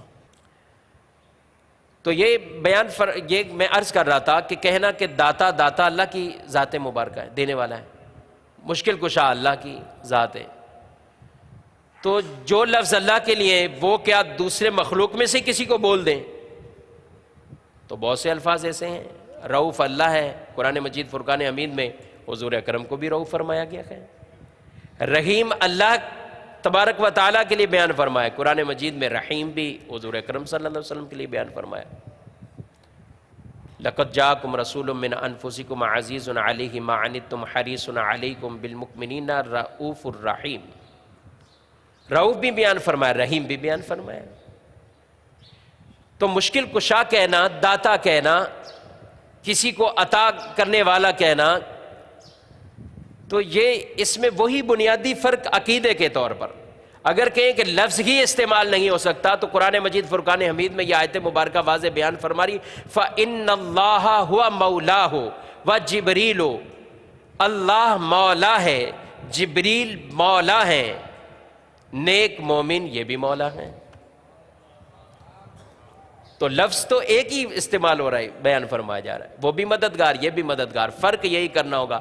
اللہ ذاتی طور پر گئے، کسی کی عطا سے نہیں ہے، وہ ذاتی طور پر گئے، وہ کسی کا محتاج نہیں ہے، سب اس کے محتاج گئے، اور انبیاء مدد کریں گے، اولیاء مدد کریں گے، اللہ کی عطا سے کریں گے، اللہ کے دی ہوئی طاقتوں سے کریں گے، اللہ کے دیے ہوئے اختیارات سے مدد کریں گے۔ اب مولانا ہم عام استعمال کرتے ہیں، مولانا ہر آدمی اپنے پیش امام کو، کوئی بھی جو ہے وہ عام طور پہ داڑھی والے بھی کوئی دیکھتے ہیں مولانا سب کہتے ہیں۔ کیا قرآن مجید فرقان حمید میں ہم بیان یہ نہیں پڑھتے کہ انت مولانا، اللہ کے لیے، اے اللہ تو ہمارا مولا ہے؟ تو یہی مولانا ہم اتنوں کو بولتے ہیں، مولانا صاحب ہر آدمی بولتا ہے۔ تو صرف لفظ اس طرح بولنے سے کیا یہ کہہ دیں کہ وہ مشرک ہو گیا، معاذ اللہ شرک میں پڑ گیا کہ وہ کسی اور پہرائے میں بول رہا ہے؟ اللہ کے لیے جو قرآن مجید میں بیان فرمایا وہ اس کا مقصد مطلب کچھ اور ہے۔ تو اس لیے ہر بات کو درست انداز سے سمجھنا، علماء سے رہنمائی لے کے سمجھنا، صرف لفظی ترجمے سے آدمی کہے کہ میں قرآن سمجھ جاؤں گا، میں حدیث سمجھ جاؤں گا، تو بہت سے لوگ اس طرح گمراہ ہوئے کہ جنہوں نے کہا کہ ہمیں عربی پہ بڑی مہارت حاصل ہے، اور ہم جو ہے وہ خود ہی قرآن سمجھ رہے ہیں۔ عربی پہ مہارت تو صحابہ کو کہ ان سے کیا ہے کہ جو جن کی پیدائش ہی اس گھر میں ہو رہی ہے، عربی خاندان ہے، عربی زبان ہے، ان سے بڑھ کر کس کو مہارت ہوگی؟ لیکن پھر بھی قرآن سمجھنے کے اندر وہ بارگاہ رسالت کے اندر جو ہے وہ حاضر ہوتے تھے۔ ان کو تو عربی سمجھنے کی بھی ضرورت نہیں تھی، ہم تو عربی گرامر کو پڑھ کر سمجھ کر پھر کچھ عربی لغت پر پہنچے ہیں، اور عربی بولنے پر، کلام پر، گفتگو پر وہ ہم جو ہے وہ قادر ہوتے ہیں۔ وہ تو عربی کے لیے وہ ان چیزوں کے محتاج ہی نہیں تھے، عربی سمجھتے تھے، عربی نسل تھے، لیکن قرآن سمجھنے کے لیے حضور کی بارگاہ میں حاضر ہوتے ہیں۔ حضرت عمر فاروق رضی اللہ تعالیٰ عنہ سورہ بقرہ جب مکمل سمجھی آپ نے تو پھر اونٹ ذبح فرمائے، لوگوں کی دعوت کی ہے، کہا قرآن کی سورہ بقرہ کو میں نے سمجھ لیا ہے۔ وہ تو وہ ہیں کہ جن کے بارے میں آقا علیہ الصلوۃ والسلام فرما رہے ہیں کہ ان کے سائے سے شیطان بھی بھاگ جاتا ہے، شیطان اپنے راستے تبدیل کرتا ہو، بھاگتا ہو، جن کے بارے میں یہ فرمایا جا رہا ہے کہ کتنی آیات مبارکہ ایسی گئے جو حضرت عمر رضی اللہ تعالیٰ عنہ جس طرح مشورہ دیا آیت کا نزول ہوتا ہے، جن کی فہم ذہانت یہ ہے، جو مشورہ دیتے ہیں آیت کا نزول ہوتا ہے، لیکن قرآن سمجھنے کے لیے وہ بھی دو زانوں بارگاہ رسالت میں بیٹھے ہوئے ہیں۔ تو صرف یہ کہنا کہ عربی جانتا ہے اور وہ قرآن کی تشریح تفسیر کرنے لگ جائے، تو ایسے ہی لوگ ہیں یضل بہ کثیرا و یہدی بہ کثیرا، کہ بہت سے لوگ اسی کتاب سے ہدایت بھی پا جاتے ہیں اور بہت سے لوگ اس سے گمراہ ہو جاتے ہیں، بھٹک جاتے ہیں۔ تو آگے ارشاد فرمایا کہ اس میں بھی مدد کا یہ بیان اور ذکر فرمایا گیا۔ نبی کریم علیہ الصلوۃ والسلام فرماتے ہیں کہ انما انا قاسم اللہ یعطی، میں تقسیم کرنے والا ہوں، اللہ عطا فرمانے والا ہے۔ اللہ عطا فرماتا ہے، میں تقسیم کرتا ہوں۔ فرمایا کہ خزانوں کی چابیوں کو مجھے جو ہے وہ عطا فرمایا گیا ہے۔ نبی کریم صلی اللہ تعالیٰ علیہ وسلم کیا حضور کی بارگاہ میں سوال نہیں کرتے تھے؟ کیا صحابہ حضور سے نہیں مانگتے تھے؟ کیا کیا مشکلیں نہیں تھی کہ جو حضور سے وہ جو نہیں مانگتے تھے؟ کس کس بارے میں سوال کرتے تھے؟ نبی کریم علیہ الصلوۃ والسلام نے حضرت ربیعہ رضی اللہ تعالیٰ سے فرمایا کہ مانگو، اے ربیعہ مانگو، کیا مانگتے ہو؟ آپ نے فرمایا سل ربیعہ، مانگو کیا مانگتے ہو؟ علماء کہتے ہیں آپ کا یہ مطلقاً کہنا مانگو کیا مانگتے ہو، جس میں ساری چیزیں آ جاتی ہیں، یہ نہیں کہ جو کچھ میرے پاس ہے یہ نظر آ رہا ہے یہ مانگ لو مجھ سے، نہیں، سل ربیعہ، ربیعہ مانگو کیا مانگتے ہو۔ تو آپ نے بھی کیا کہا؟ یا رسول اللہ جنت میں آپ کی رفاقت چاہتا ہوں، یہ سوال کرتا ہوں۔ صحابہ یہ عقیدہ رکھتے ہیں کہ یہ عطا فرمانے والے ہیں، یہ عطا فرمانے والے ہیں، جنت کا سوال کر رکھے گئے۔ حضور نے یہ نہیں فرمایا تو مجھ سے مانگ کے جو گئے وہ یہ کیا شرک میں پڑ رہے ہو، مجھ سے مانگ رہے ہو، بلکہ آپ فرما رہے ہیں مانگو کیا مانگتے ہو۔ اور انہوں نے مانگا بھی، سوال بھی کیا، سوال بھی جنت کا کیا ہے، اور یہ کہے کہ حضور آگے ان کو یہ جواب دے دے کہ تم نے جو ہے وہ یہ کیا مجھ سے مانگ لیا، کیا سوال کر لیا گیا۔ اور کتنے صحابہ کیا کیا کچھ حضور سے مانگتے تھے۔ بخاری کی حدیث ہے بارش نہیں آ رہی تو حضور سے کہہ رہے ہیں یا رسول اللہ صلی اللہ علیہ وسلم آپ جو ہے وہ آپ اللہ سے کہیے، اللہ سے دعا کیجیے، آپ کہیے۔ مسجد میں موجود ہے، جمعہ کا مبارک دن ہے، خطبے کا وقت ہے، لیکن حضور سے عرض کر رہے ہیں۔ صحابہ بیٹھے ہوئے، حضور منع تو نہیں کر رہے، ان سے یہ نہیں فرما رہے کہ تم جو ہے وہ خود ہی اللہ سے مانگ لو۔ صحابہ یہ جانتے ہیں خزانے اللہ کے ہی ہیں، اللہ نے ان خزانوں کی چابیوں کو ان کے ہاتھ میں رکھا ہوا ہے۔ حضور پھر دعا کرتے ہیں، بخاری کی حدیثیں آپ پڑھ لیجیے، اس میں حضور نے دعا فرمائی ہے، خطبہ دے رکھے گئے، اور پھر ایسا آپ کی وہ دعا ہے، وہ کلمات گئے ایسے قبول ہوتے گئے کہ خطبہ دے کر آپ نیچے ہوتے ہیں تو آپ کی داڑھی مبارکہ پر بارش کے قطرے جو گئے وہ موجود گئے۔ تو بارش ہوتی، ایک ہفتہ تک بارش ہوتی تھی، تفصیل سے حدیث ہے۔ اگلے جمعے پھر انہوں نے آ کے عرض کی یا رسول اللہ صلی اللہ علیہ وسلم پہلے پانی نہ ہونے کی وجہ سے ہلاک ہو رہے تھے، اب پانی کی کثرت ہونے کی وجہ سے ہمارے ساتھ یہ معاملہ ہو گیا، اس کو بند جو ہے وہ فرما دیجئے۔ پھر آپ صلی اللہ علیہ وسلم نے پھر دعا فرمائی، اللہم لا علینا بل حوالینا، ہمارے اوپر نہیں ارد گرد برسا۔ یہ آپ کے کلمات تھے کہ وہ بادل حکم پاتے ہی جو ہے وہ مدینے سے جو ہے وہ چھٹ جاتا ہے، اور وہاں بارش نہیں ہوتی، ارد گرد بارش ہو رہی ہے۔ میرے آقا صلی اللہ تعالی وسلم کے پاس حدیبیہ میں صحابہ کیا نہیں آئے، یا رسول اللہ صلی اللہ علیہ وسلم پانی نہیں ہے ہمارے پاس، کچھ اس طرح جو ہے وہ یہ اسباب نہیں ہے، کیا کریں، پانی نہیں ہے، پینے کے لیے نہیں ہے، طہارت کے لیے نہیں ہے۔ یہ بھی جانتے تھے حضور کے پاس، بظاہر حضور کے پاس جو ہے وہ آپ کسی کنویں پر تشریف فرما تو نہیں ہے، یا کسی چیز کے پانی ہے اس میں اور وہ آپ کے پاس موجود ہے، ایسا بھی نہیں ہے۔ میں عرض کر رہا ہوں کہ سوال کیا ہے، حضور سے مانگا ہے۔ تو نبی کریم علیہ الصلوۃ والسلام کے بارے میں صحابہ یہ عقیدہ رکھتے تھے کہ حضور دینے والے ہیں، تبھی تو مانگتے تھے حضور سے۔ میرے آقا صلی اللہ تعالیٰ علیہ وآلہ وسلم نے اس برتن کے اندر اپنی انگلیوں کو، اپنے ہاتھ مبارک کو رکھا ہے، اللہ کریم نے ان انگلیوں کے اندر سے پانی کے چشمے جاری فرما دیے گئے۔ 1400 صحابہ بیان فرمایا گیا، اور فرمایا اگر 1,00,000 کی تعداد بھی ہوتی تو وہ پانی سب کے لیے کفایت ہو جاتا، 1,00,000 بھی ہوتا، لیکن جتنے تھے انہوں نے اس پانی کو جو ہے وہ پیا ہے، اس پانی کو استعمال کیا ہے۔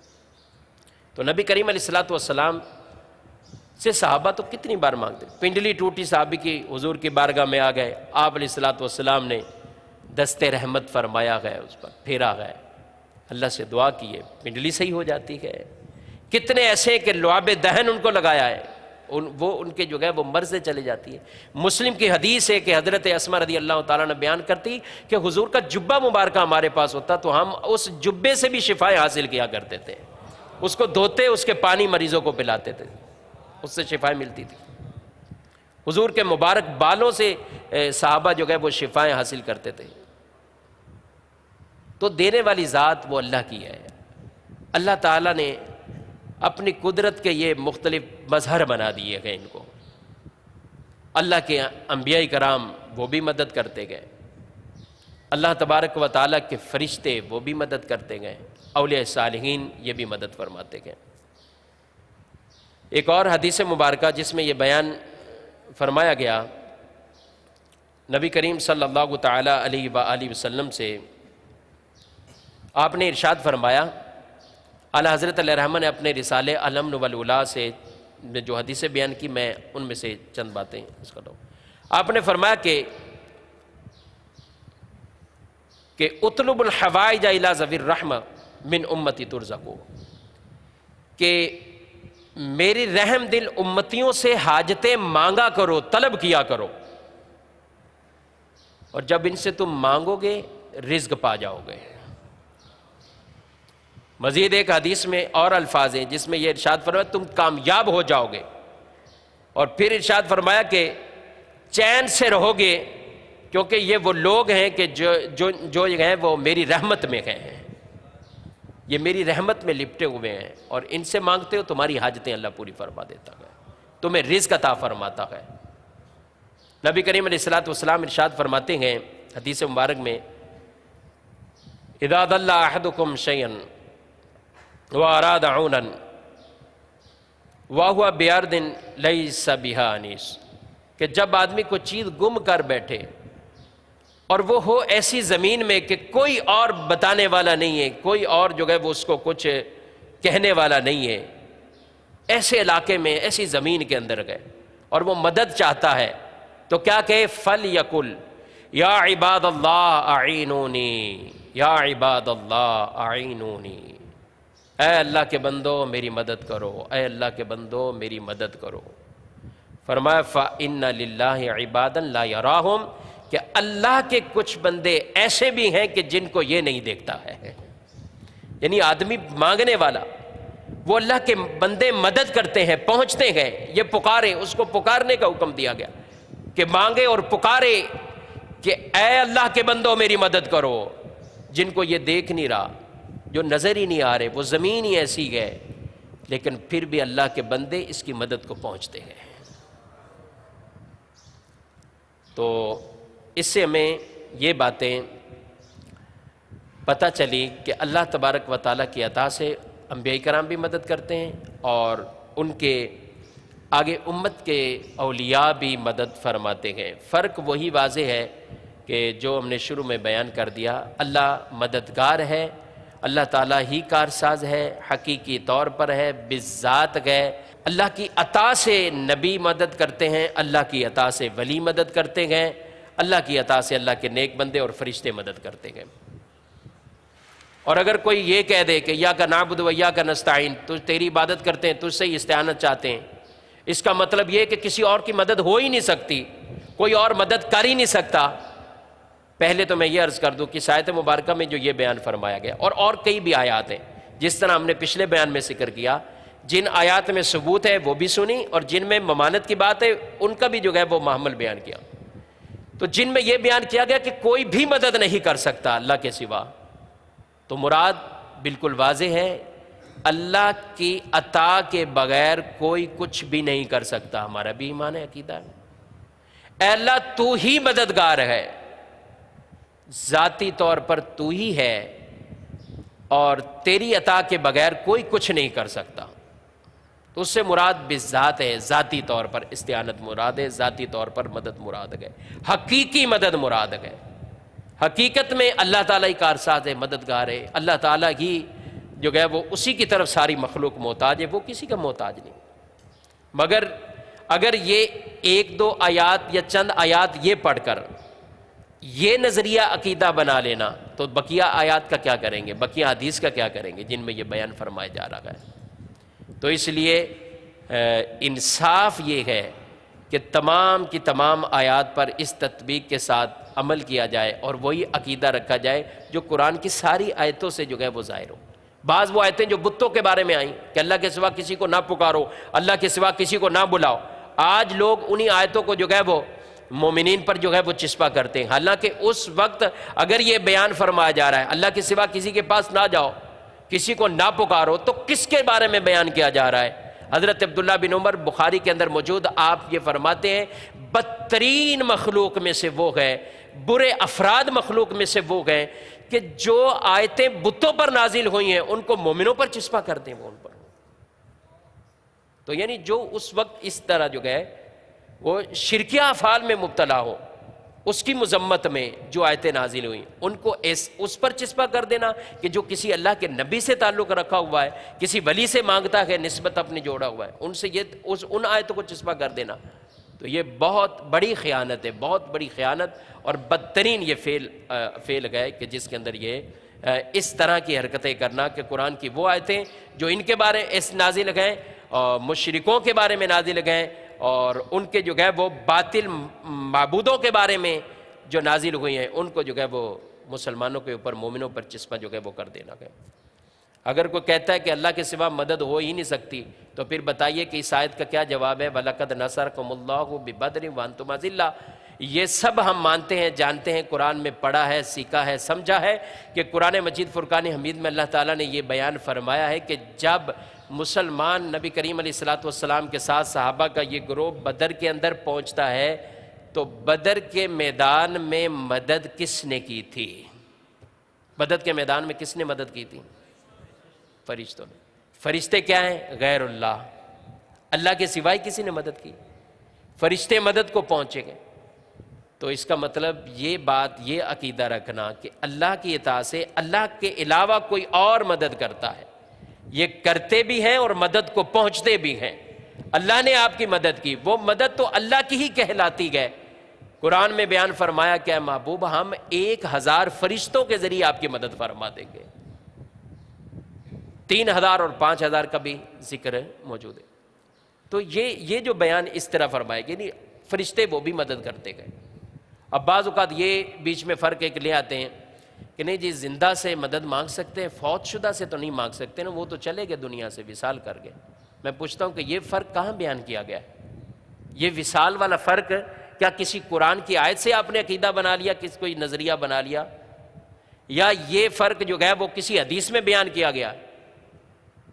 جو اللہ تعالیٰ یہ دینے پر قادر ہے اور اس نے دیا ہوا ہے، زندوں کے ذریعے مدد کرتا ہے اور کرواتا ہے، وہی اللہ تبارک و تعالیٰ دنیا سے ان وصال فرما جانے والے انبیاء کرام اور اولیاء صالحین، اولیاء اعظام کے ذریعے بھی مدد کرتا ہے۔ ہمارا یہ عقیدہ ہے۔ اور انبیاء کرام علیہ السلام وہ تو ہیں ہی حیات گئے انبیاء کے بارے میں عقیدہ آ گئے. یہ عقیدہ جو ہے وہ حیات انبیاء کا انکار کرنے والا تو گمراہ آدمی ہوتا ہے. حدیث میں ارشاد فرمایا الانبیاء احیاء فی قبورہم یصلون، ان کو ایک موت کا وعدہ جو تھا اللہ کا وہ آنا ہے، اور وہ ہر ایک کے ساتھ آنا ہے، اور وہ فقط آنا ہے پھر حیات ہے. اور کیسی حیات ہے کہ فرمایا نبی انبیاء زندہ ہوتے ہیں قبروں میں اور وہ نمازیں بھی ادا فرماتے ہیں. ان کو یہ طاقتیں ہیں کہ جہاں چاہیں وہ چلے جاتے ہیں، ان کو یہ اختیارت ہے کہ وہ وہاں پہنچتے ہیں.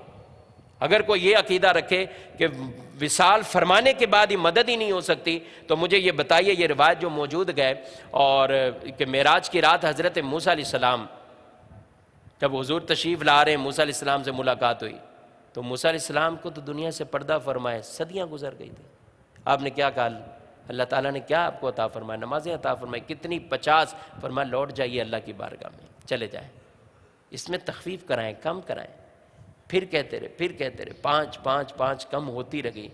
اگر کوئی یہ کہتا ہے کہ ہو ہی نہیں سکتا، وصال فرمانے کے بعد کوئی کسی کی مدد اس طرح کر ہی نہیں سکتا ہے، تو پھر کیا وہ 5 نمازیں ادا کرتے ہیں یا 50 نمازیں ادا کرتے ہیں؟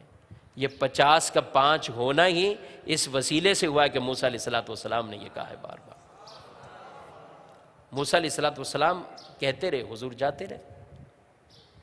تو یہ فرق نہیں ہے کہ اللہ تبارک و تعالیٰ کی عطا سے زندگی میں بھی وہ مدد کرتے ہیں، پردہ فرمانے کے بعد بھی مدد فرماتے ہیں. نبی کریم علیہ السلام جو کہ وہ آپ کے وصال ظاہری کے بعد ایک شخص آیا اور حضور کی قبر مبارک پر آپ کی قبر کی مٹی اپنے سر میں ڈال رہا ہے اور کہتا ہے یا رسول اللہ صلی اللہ تعالیٰ علیہ وسلم، آپ نے پڑھایا، ہم نے پڑھا، آپ نے سکھایا، ہم نے سیکھا. قرآن میں بیان فرمایا گیا ہے وَلَوْ أَنَّهُمْ إِذْ ظَلَمُوا أَنفُسَهُمْ جَاءُوكَ فَاسْتَغْفَرُوا اللَّهَ وَاسْتَغْفَرَ لَهُمُ الرَّسُولُ لَوَجَدُوا اللَّهَ تَوَّابًا رَحِيمًا.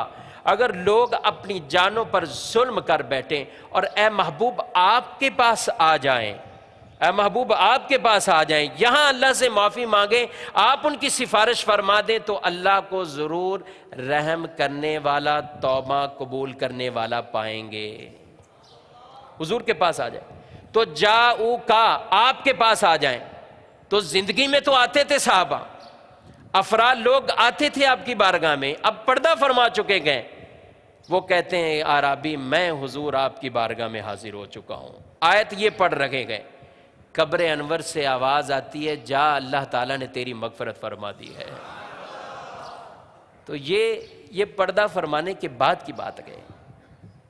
تو یہ کوئی فرق نہیں ہے، یہ بس ایسے وسوسوں میں ڈالنے والی بات ہے.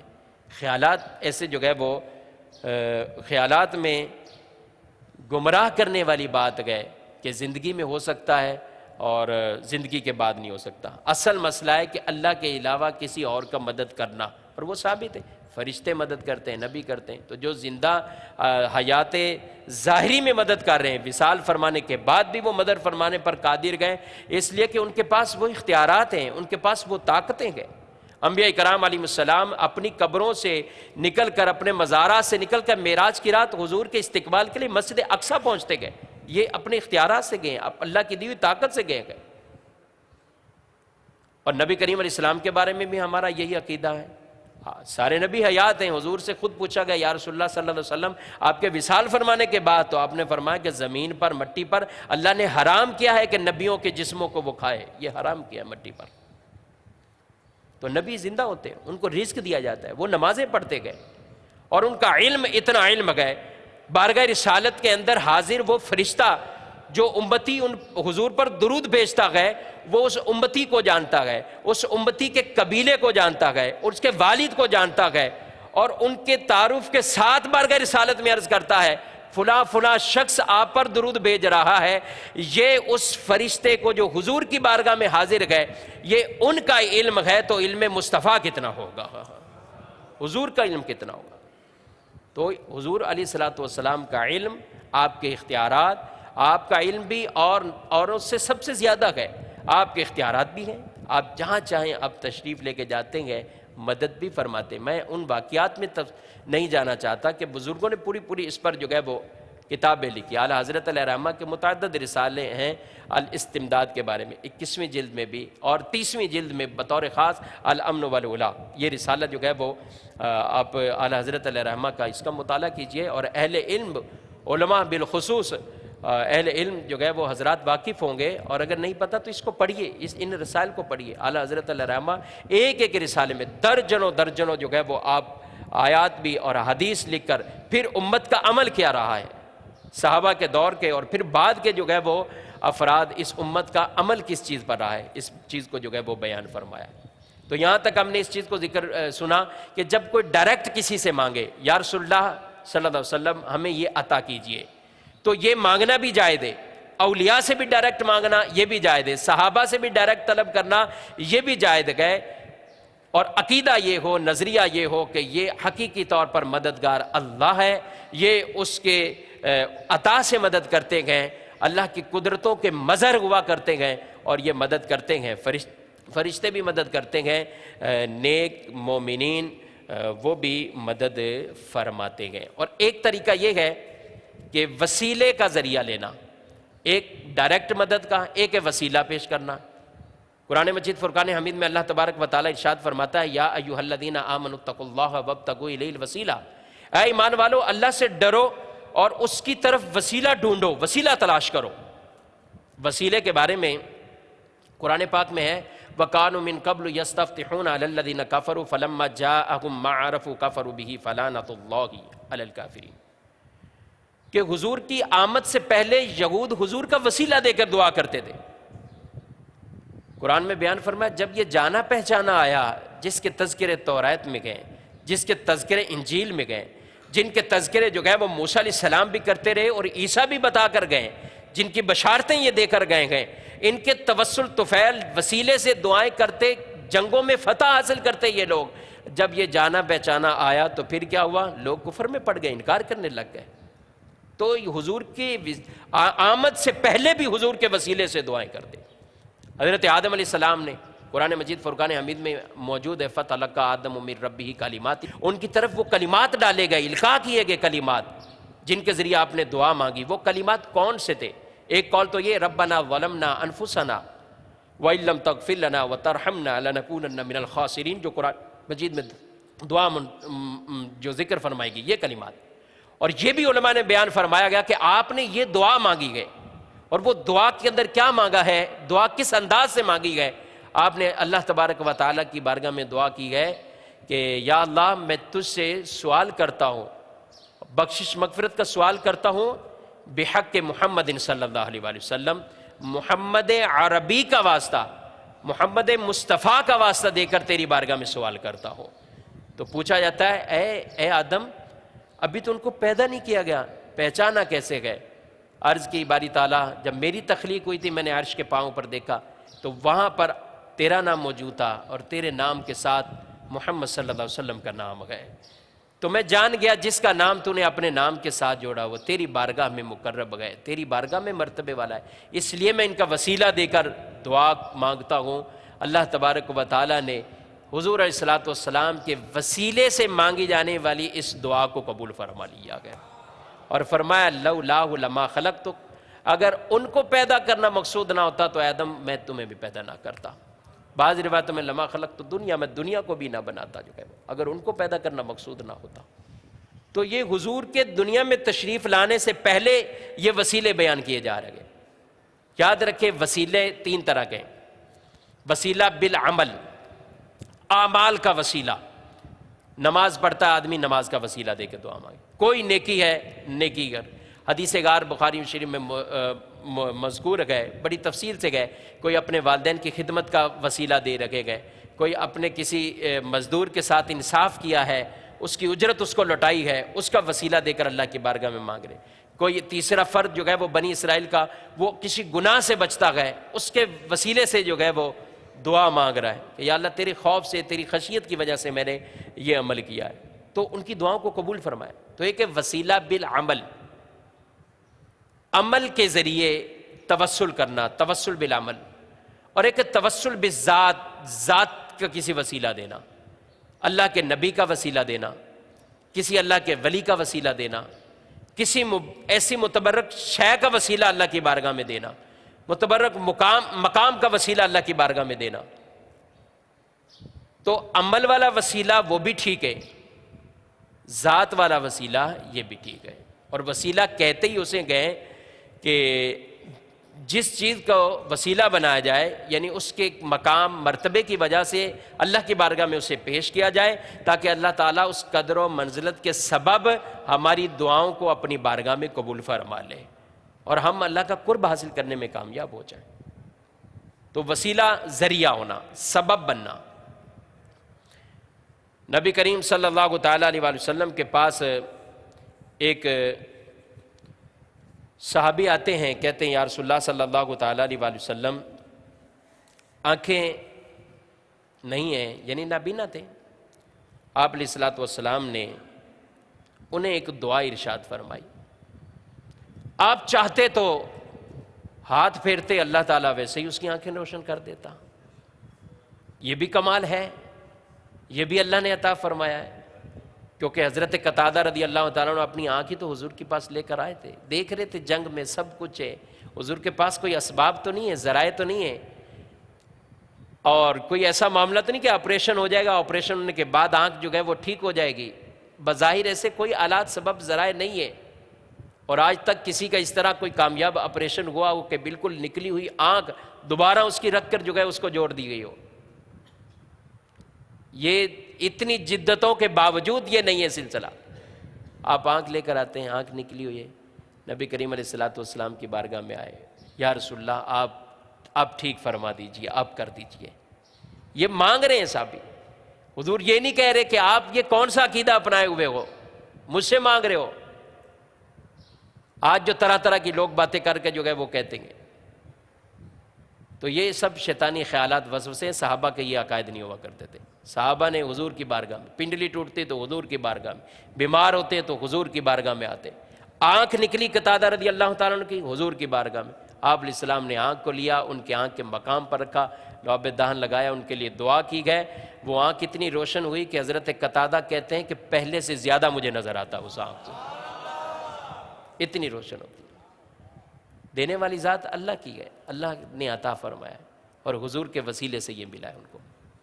تو اس لیے آپ چاہتے تو ان کی بھی آنکھیں ٹھیک کر دیتے، لیکن امت کے لیے قیامت تک کے لیے یہ فائدہ ہو گیا کہ آپ نے ایک دعا ارشاد فرما دی، فرمایا نماز پڑھو، یہ دعا مانگو۔ اور وہ دعا کیا ہے؟ ارشاد فرمایا کہ یہ دعا ہے، ان کلمات کے ساتھ دعا کرنی، اللہم انی اسألک و اتوجہ الیک بنبیک محمد النبی الرحمہ انی قد توجہت بک الی ربی فی حاجتی ہذہ لتقضی اللہم فشفع فی۔ اے اللہ، میں تجھ سے مدد مانگتا ہوں اور میں تیری طرف نبی الرحمت حضور اکرم صلی اللہ علیہ وسلم کے ساتھ متوجہ ہوں۔ پھر کیا کہہ رہے ہیں؟ یا محمد انی قد توجہت بک الی ربی فی حاجتی ہذہ، یا رسول اللہ صلی اللہ علیہ وسلم، میں نے آپ کے ذریعے سے اپنے رب کی طرف جو ہے وہ اپنی اس حاجت میں توجہ کی ہے، متوجہ ہوا ہوں آپ کے ذریعے سے، توسل طفیل سے۔ اور کیا کہتے ہیں؟ اے اللہ، میرے لیے حضور کی شفاعت کو قبول فرما لے اور میری جو ہے وہ اس عارضے کو، حاجت کو پورا فرما دے۔ صحابہ کہتے ہیں ابھی ہم جدا جدا نہیں ہوئے تھے، ہماری باتیں بھی ابھی زیادہ بڑھی نہیں تھیں، نہ زیادہ گفتگو ہوا ہے، نہ ہم جدا ہوئے، ہم وہیں تھے کہ اس آدمی کو دیکھا ہے، نماز پڑھی ہے، یہ دعا مانگی، حضور کے وسیلے سے دعا کی ہے، اللہ تعالیٰ نے ان کی آنکھوں کو روشن فرما دیا ہے، اور قیامت تک کے مسلمانوں کو یہ عطا فرما دیا ہے۔ کو کہیں بھی موجود ہے یہ دعا کرے گا، اور یا کے ساتھ یا محمد۔ اعلیٰ حضرت علیہ رحمہ فرماتے ہیں جن دعاؤں میں یہ تذکرہ ہے یا محمد کے ساتھ ہے، اس کی جگہ آپ یا رسول اللہ، یا حبیب اللہ، اس طرح کے کلمات جو ہے وہ کہتے ہیں۔ یا رسول اللہ صلی اللہ تعالیٰ علیہ وسلم، میں آپ کے توسل طفیل اللہ کی بارگاہ میں دعا کرتا ہوں۔ ایک ہے ڈائریکٹ سوال کرنا، وہ بھی جائز، اور وہ جو نظریہ عقیدہ جس اعتبار سے وہ بھی بیان کر چکا ہوں۔ ایک ہے وسیلے کے ساتھ دعا کرنا، تو وسیلہ بھی اپنی جگہ ہے، اس کے بھی دلائل گئے، یہ بھی بالکل جو ہے وہ عقائد اہل سنت میں جو اس کو بیان کیا گیا اس کا بھی پورا واضح ثبوت ہے۔ اور بھی قرآن مجید فرقان حمید میں کتنی آیت مبارکہ ہیں۔ حضرت زکریا علیہ السلام نے محراب مریم کے اندر ہنالک دعا زکریا ربا، کہ جب حضرت مریم رضی اللہ تعالیٰ عنہ جہاں عبادت کرتی تھیں تو وہاں آپ نے ان پھلوں کو دیکھا جس میں موسم کی تبدیلی کے باوجود وہ پھل آپ کے وہاں پہ موجود ہوتے ہیں۔ آپ نے کہا ان لک ھذا، کہاں سے آتے ہیں؟ تو انہوں نے کہا میرے رب کی طرف سے رزق آتا ہے جسے چاہے بغیر حساب کے دے دیا۔ تو ہنالک دعا زکریا ربا، حضرت زکریا علیہ السلام نے وہاں کھڑے ہو کر اللہ سے دعا مانگی اور بیٹے کے لیے دعا مانگی ہے۔ اللہ تعالیٰ نے اس دعا کو قبول فرمایا اور آپ کو بیٹے کی بشارت عطا فرمائی ہے۔ تو یہ ہے اس جگہ پر کھڑے ہو گئے۔ تو جہاں اللہ والوں کی نسبت ہوتی ہے، جس جگہ کے ساتھ ان کی عبادتیں ہوتی ہیں، ان کی بھی بڑی نسبتیں۔ امام شافعی رحمۃ اللہ تعالیٰ علیہ فرماتے ہیں مجھے حاجتیں پیش آتی ہیں تو میں امام اعظم ابو حنیفہ رضی اللہ تعالیٰ عنہ کے مزار پر چلے جاتا ہوں۔ وہ امام شافعی جو خود جو ہے وہ لاکھوں لوگوں کے پیشوا ہیں، یہ امام ابو حنیفہ کروڑوں کے پیشوا ہیں، ان کے مزار پر جاتے ہیں۔ امام شافعی فرماتے ہیں میں وہاں جاتا ہوں، 2 رکعت نفل پڑھتا ہوں اور دعا کرتا ہوں، ان کے وسیلے سے دعا کرتا ہوں، اللہ تبارک و تعالیٰ میری حاجتیں ان کے وسیلے سے پوری فرما دیتا ہے۔ تو کسی کے مزار پہ بزرگ کے جانا، یہ نظریہ عقیدہ لے کر کہ ان کے توسل تو فعل دعائیں قبول ہوتی، دینے والی ذات اللہ کی ہے، حقیقی مددگار وہی ہے، وہی عطا فرمانے والا ہے، وہی شفا دینے والا ہے، وہی رزق دینے والا ہے۔ اس نے یہ اسباب وسیلے ایسے بنا دیے گئے، اپنی قدرتوں کے مظہر ان کو ایسا بنا دیا ہے۔ انبیاء بھی مدد کرتے گئے، انبیاء بھی اس کی عطا سے شفائیں دیتے گئے اور مزید جو ہے وہ اس طرح کی مددیں فرماتے گئے، فرشتے مدد کرتے گئے۔ لہذا یہ عقیدہ، یہ نظریہ رکھنا کہ اللہ کی عطا سے نبی مدد کرتے ہیں، اللہ کی عطا سے ولی مدد کرتے ہیں، فرشتے مدد کرتے ہیں، یہ قرآن سے بھی ثابت ہے، حدیث طیبہ سے بھی، اور امت کے لوگوں کے صحابہ کے دور سے لے کر آج تک جو ہے وہ اس پر امت کے افراد وہ جمع ہیں۔ اور نبی کریم علیہ الصلوۃ والسلام کی یہ روایت ہے کہ امت میری جو ہے وہ گمراہی پر جمع نہیں ہوگی اس طرح جو۔ تو یعنی امت ساری کی ساری کسی گمراہی پر جو ہے وہ جمع ہو جائے، ایسا نہیں ہو سکتا۔ تو صحابہ بھی ان عقیدوں پر رہے، اولیاء صالحین بھی اس طرح جو ہے وہ توسل بھی کرتے رہے، استمداد بھی چاہتے رہے۔ اللہ کریم ان عقائد پر ہمیں پختگی عطا فرمائے، استقامت عطا فرمائے۔ امیر اہل سنت دامت برکاتہم العالیہ کا یہ رسالہ جو شیر خدا مشکل کشا کے حوالے سے میں نے بیان کیا، یہ رسالہ ضرور آپ حاصل کریں۔ اس میں بہت سی عقیدے کے حوالے سے اس کی جو ہے وہ اصلاح ہوگی اور مزید پختگی ہوگی۔ صلو علی الحبیب صلی اللہ تعالی علی محمد صلی اللہ علیہ وسلم۔ الحمد للہ رب العالمین والصلاة والسلام علی سید المرسلین، اما بعد فاعوذ باللہ من الشیطان الرجیم، بسم اللہ الرحمن الرحیم، الصلاة والسلام علیک یا رسول اللہ وعلی آلک واصحابک یا حبیب اللہ، الصلاة والسلام علیک یا نبی اللہ وعلی آلک واصحابک یا نور اللہ، نویت سنت الاعتکاف۔ الحمدللہ عز وجل، ایک بار پھر ہم اپنے اس فرض علوم کے سلسلے میں مدنی قاعدہ پڑھنے کی سعادت حاصل کرنے کے لیے جمع ہو چکے ہیں۔ قبل اس کے کہ ہم اپنے سبق کا آغاز کریں، آغاز کی دعا پڑھ لیتے ہیں۔ صلو علی الحبیب صلی اللہ علیہ وسلم، اللہم افتح علینا حکمتک وانشر علینا رحمتک یا ذا الجلال والاکرام، صلو علی الحبیب صلی اللہ تعالی علی محمد صلی اللہ تعالی علیہ وسلم۔ پیارے پیارے میٹھے میٹھے اسلامی بھائیوں، میرے مدنی چینل کے ناظرین، جیسا کہ آپ جانتے ہیں کہ کل مدنی قاعدے کے سبق نمبر 17 کی 2 لائنیں ہم پڑھ چکے تھے، اور ان 2 لائنوں میں پائے جانے والے کلمات، ان کے اندر جو قاعدے مد کے حوالے سے موجود ہیں وہ بھی ہم نے جانے تھے، سمجھے تھے اور اس پر عمل بھی کیا تھا۔ دہرائی کے لیے ایک بار پھر عرض کر دیتا ہوں کہ مد سے متعلق ہم نے قواعد سیکھے تھے کہ مد کی 6 اقسام ہیں، ان میں سے ایک قسم ہے مد متصل۔ حروف مدہ کے بعد حمزہ اسی کلمے میں ہو تو مد متصل ہوتا ہے، جیسے جاء۔ دوسری ہے مد منفصل، حروف مدہ کے بعد حمزہ دوسرے کلمے میں ہو تو مد منفصل ہوگا، جیسے فی انفسکم۔ اسی طرح ہم نے اس کی مقدار بھی سمجھی تھی کہ مد متصل اور مد منفصل کو 2، 2.5 یا 4 الف تک کھینچ کر پڑھیں، سمجھی تھی، یعنی انگلیوں کی مدد سے ان مقدار کو ہم نے سمجھا تھا۔ اسی طرح مد لازم اور مد لین لازم کا بھی قاعدہ ہے جو ہم نے سنا تھا۔ آج انشاءاللہ اس قاعدے کے متعلق جو کلمات میں قاعدہ موجود ہے اس کو انشاءاللہ سمجھنے کی کوشش کریں گے۔ مد لازم، حروف مدہ کے بعد سکون اصلی ہو تو مد لازم ہوگا، جیسے جانن۔ مد لین لازم، حروف لین کے بعد سکون اصلی ہو تو مد لین لازم ہوگا، جیسے عین۔ تو پیارے اسلامی بھائیوں، آئیے اب ہم اپنے سبق نمبر 17 کی تیسری لائن، جس میں مد لازم کے قاعدے موجود ہیں، اس کو انشاءاللہ سمجھنے کی کوشش کرتے ہیں۔ پڑھیں اعوذ باللہ من الشیطان الرجیم۔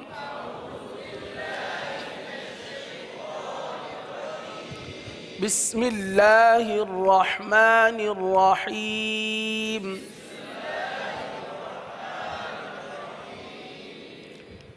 پہلا کلمہ ہے یا بنی اسرائیل، تو پہلے اس کی ہجے کر لیتے ہیں تاکہ ہجے بھی سمجھ میں آ جائے، اور پھر اس میں موجود جو مدات ہیں اس کی بھی پہچان کر لیتے ہیں۔ یا کھڑا زبر یا، با زبر با، یا با، نون یا زیر نی، یا بنی۔ اب دوسرا کلمہ ہے حمزہ سین زیر اس، را الف زبر را، اس را، حمزہ یا زیر ای، اس را ای، لام زبر لا،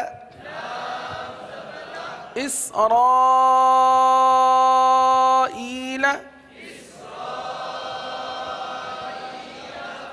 اب دونوں کلمات کو ایک ساتھ ملا کر پڑھتے ہیں۔ یا بنی اسرائیل،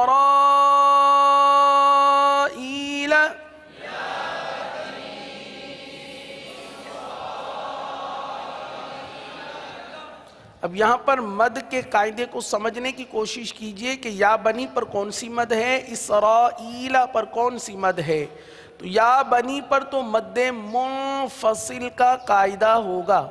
وجہ یہ ہے کہ یا مدہ ہے، یا بنی نون یا زیرنی، یا مدہ کا قاعدہ بنا، اور حروف مدہ کے بعد اسرا حمزہ جو ہے وہ سین، اسرائیل اس کلمے کے ساتھ دوسرے کلمے میں، یا بنی الگ کلمہ، اسرائیل دوسرا کلمہ، تو حمزہ جو ہے وہ دوسرے کلمے کے ساتھ ہے، لہٰذا یہاں پر قاعدہ بنا مد منفصل کا قاعدہ کہ حروف مدہ کے بعد حمزہ دوسرے کلمے میں ہے۔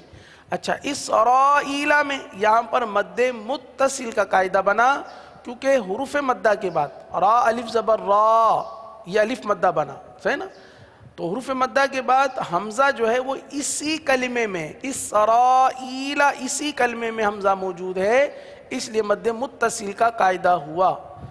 تو ایک بار پھر پڑھ لیجئے، یا بنی اسرائیل.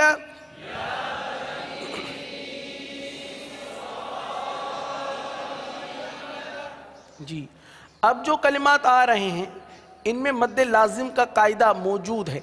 صحیح ہے. آئیے پہلے اس کی ہجے کر لیتے ہیں. ضاد الف لام زبر ضال.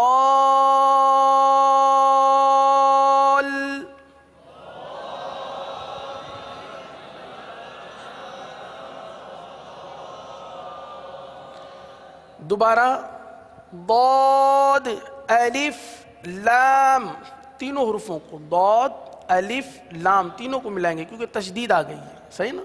ضاد الف لام زبر ضال.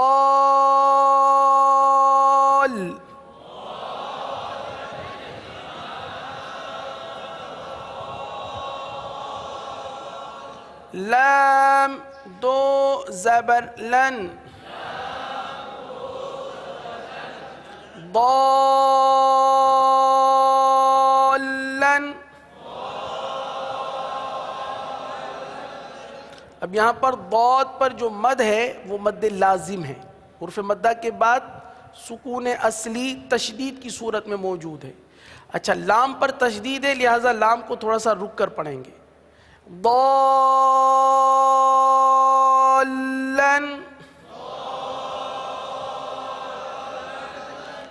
آگے ہے دال الف با زبر داب.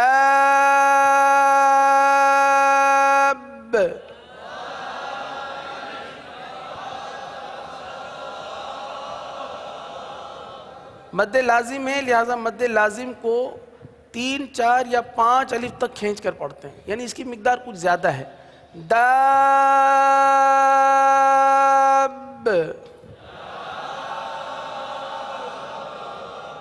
با زبر با داب.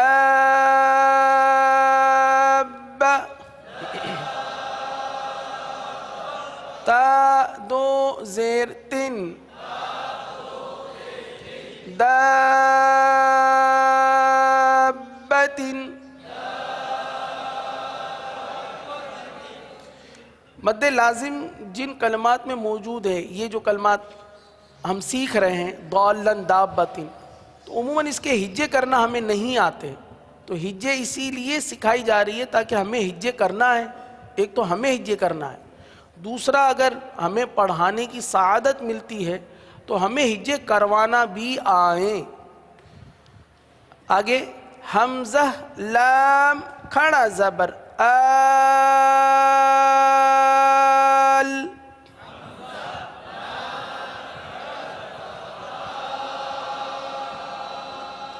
حمزہ کھڑا زبر آ. آل آ.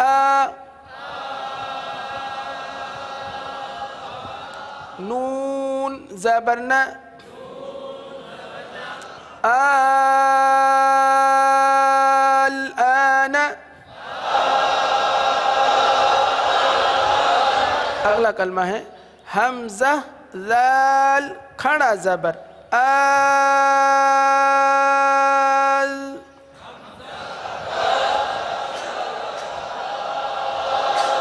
حمزہ پر مد ہے، حمزہ کو تھوڑا زیادہ کھینچیں گے اور اتنی آواز سے پڑھیں کہ آپ کے اپنے کان سن لیں تاکہ آپ ادائیگی کو سمجھ جائیں. حمزہ ذال کھڑا زبر آل.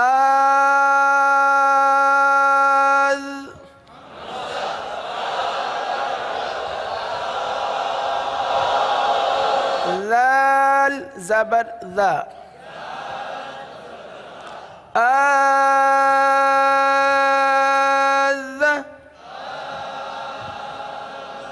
کاف زبر کا آذک. را یا زبر رائی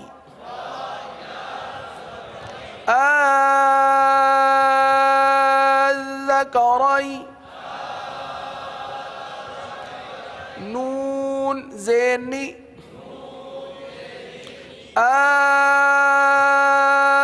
الذکرین.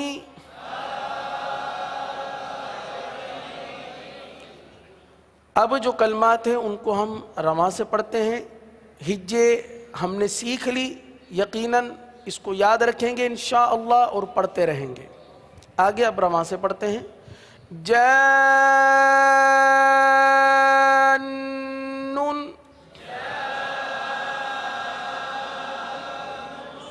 درمیان میں گنہ اور گننے کی مقدار ایک الف کے برابر. جان،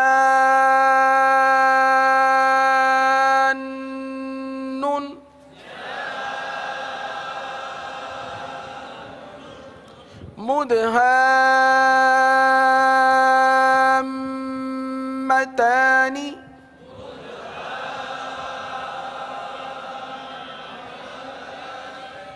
دوبارہ مدہامتان.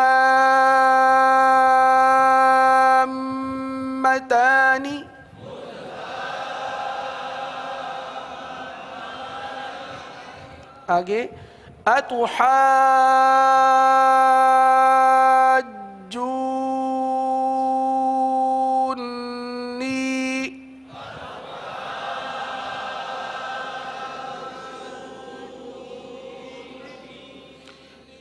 جو کو نون کے ساتھ ملا کر گنہ کر کے پڑھیں گے. جونی،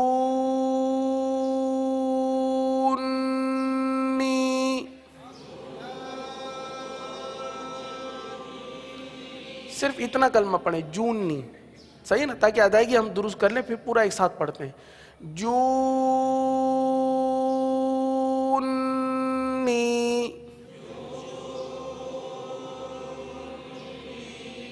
اب پورا ایک ساتھ پڑھتے ہیں. اتحاجونی.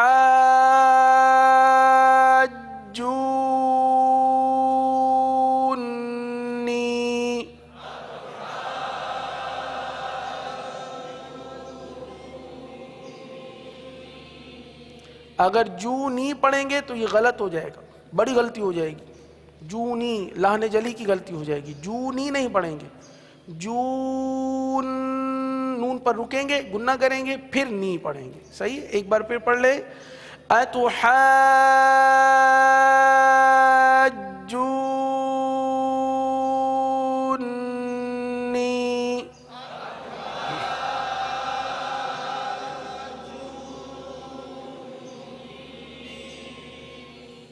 جی. کافتن،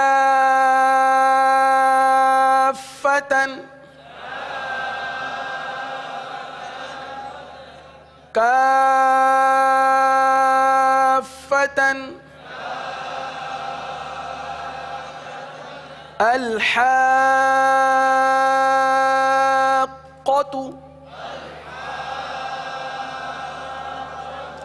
قاف پر جمع کریں گے. الحاقۃ.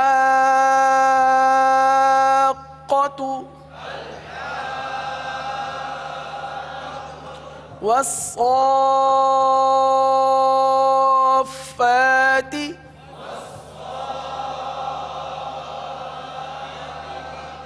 والصافات.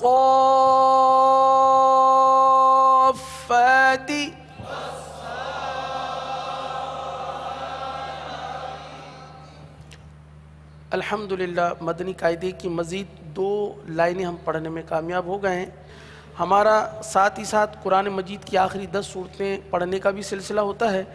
تو سورۃ الفلق غالباً پڑھ لی گئی تھی. جی ہاں، سورۃ الفلق ہم نے پڑھ لی تھی اور دہرائی کا سلسلہ اس کا وہ رہ گیا تھا، وہ دہرائی کرنی ہے. پھر انشاءاللہ سورۃ الناس بھی پڑھتے ہیں. اعوذ باللہ من الشیطان الرجیم.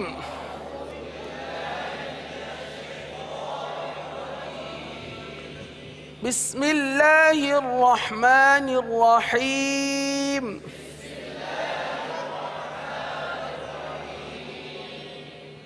سورہ فلق کی پہلی آیت. صحیح، پوری ایک ساتھ پڑھاؤں گا تو ایک ساتھ ہی پڑھیں گے. قل اعوذ برب الفلق. قل اعوذ برب الفلق. فلق. دوسری آیت من شر ما خلق. ما خلق. من شر ما خلق. شری، شری کی را کو پر پڑھیں گے یا باریک پڑھیں گے؟ جی ہاں باریک پڑھیں گے. من شر ما خلق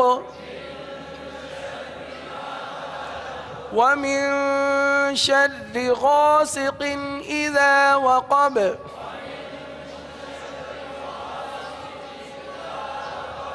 غاسق، غاسق. ومن شر غاسق اذا وقب.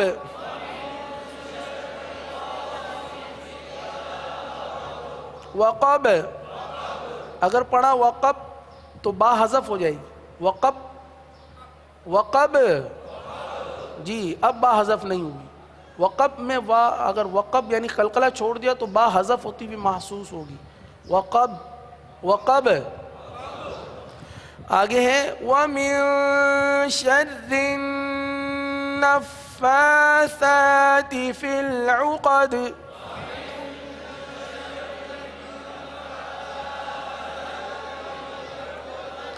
وَمِن شَرِّ النَّفَّاثَاتِ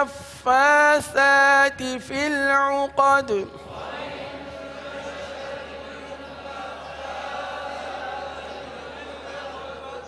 آخری آیت ہے وَمِن شَرِّ حَاسِدٍ إِذَا حَسَدَ.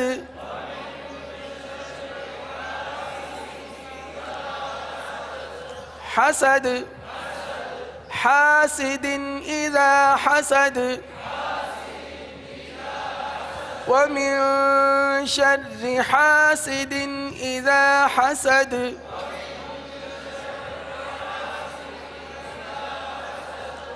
سورۃ الناس. اب اس سورہ مبارکہ کو پڑھیں گے، اس کی ادائیگی سیکھیں گے. پڑھیں بسم اللہ الرحمن الرحیم.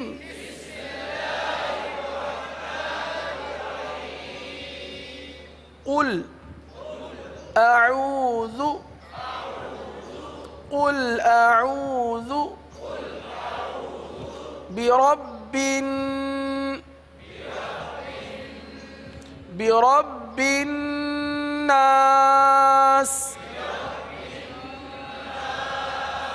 قل اعوذ برب الناس.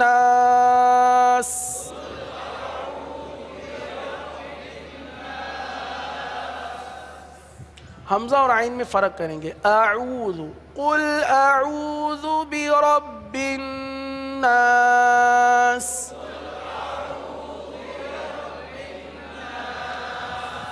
آیت نمبر 2 ملک الناس.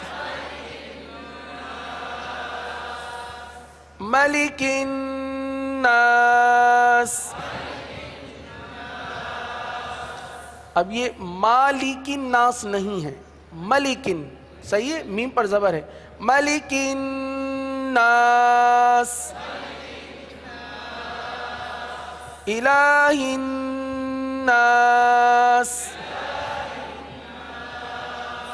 الہ حمزہ اور لام. الہ الناس. آگے ہے من شر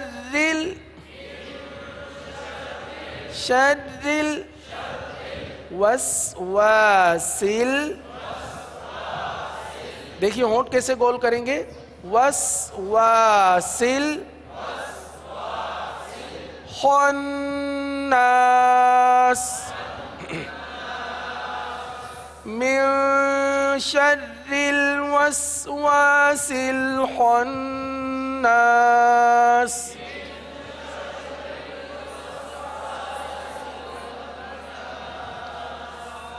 الذي يوسوس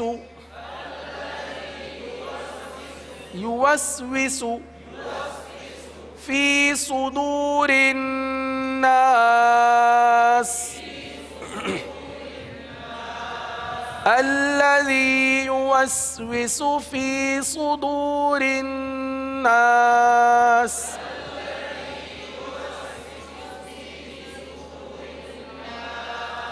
من الجنة والناس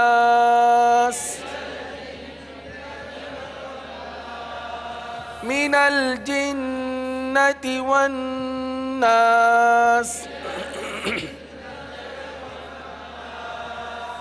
اب ایک بار پھر اسے پڑھ لیتے ہیں اور اچھی طرح سمجھنے کی کوشش کرتے ہیں.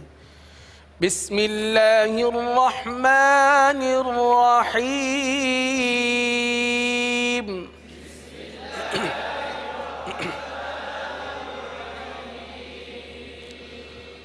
قل اعوذ برب الناس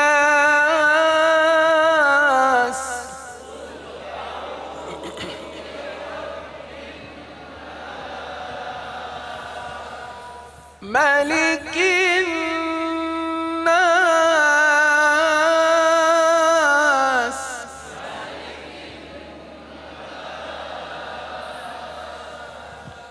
إله الناس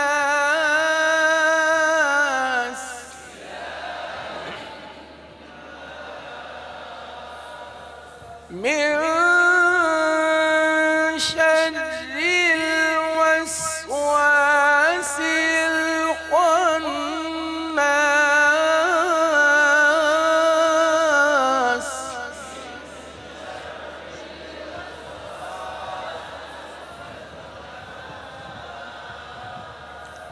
الذي يوسوس في صدور الناس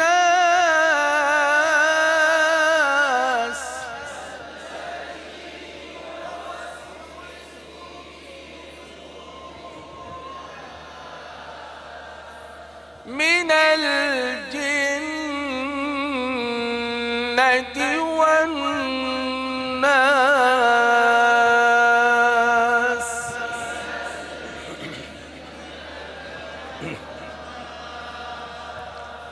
صدق اللہ العظیم.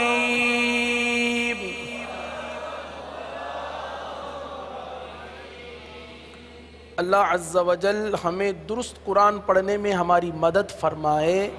آمین بجاہ النبی الامین صلی اللہ تعالی علیہ وسلم. مجلس کے اختتام کی دعا پڑھ لیجئے. الصلاۃ والسلام علیک یا رسول اللہ وعلی آلک واصحابک یا حبیب اللہ.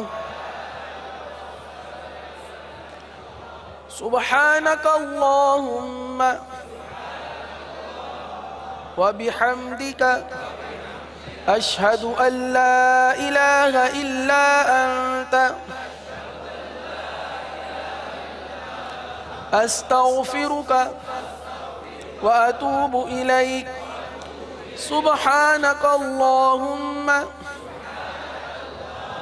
وبحمدک اشہد ان لا الہ الا انت استغفرک واتوب الیک.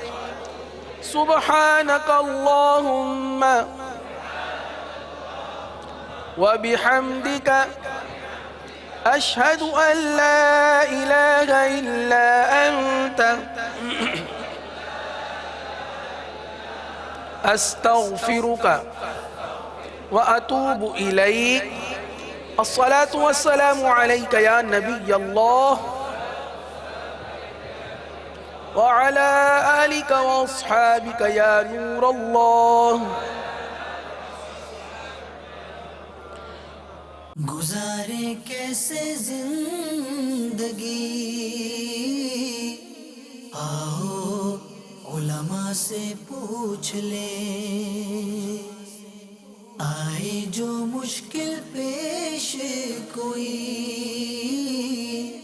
آؤ علماء سے پوچھ لیں.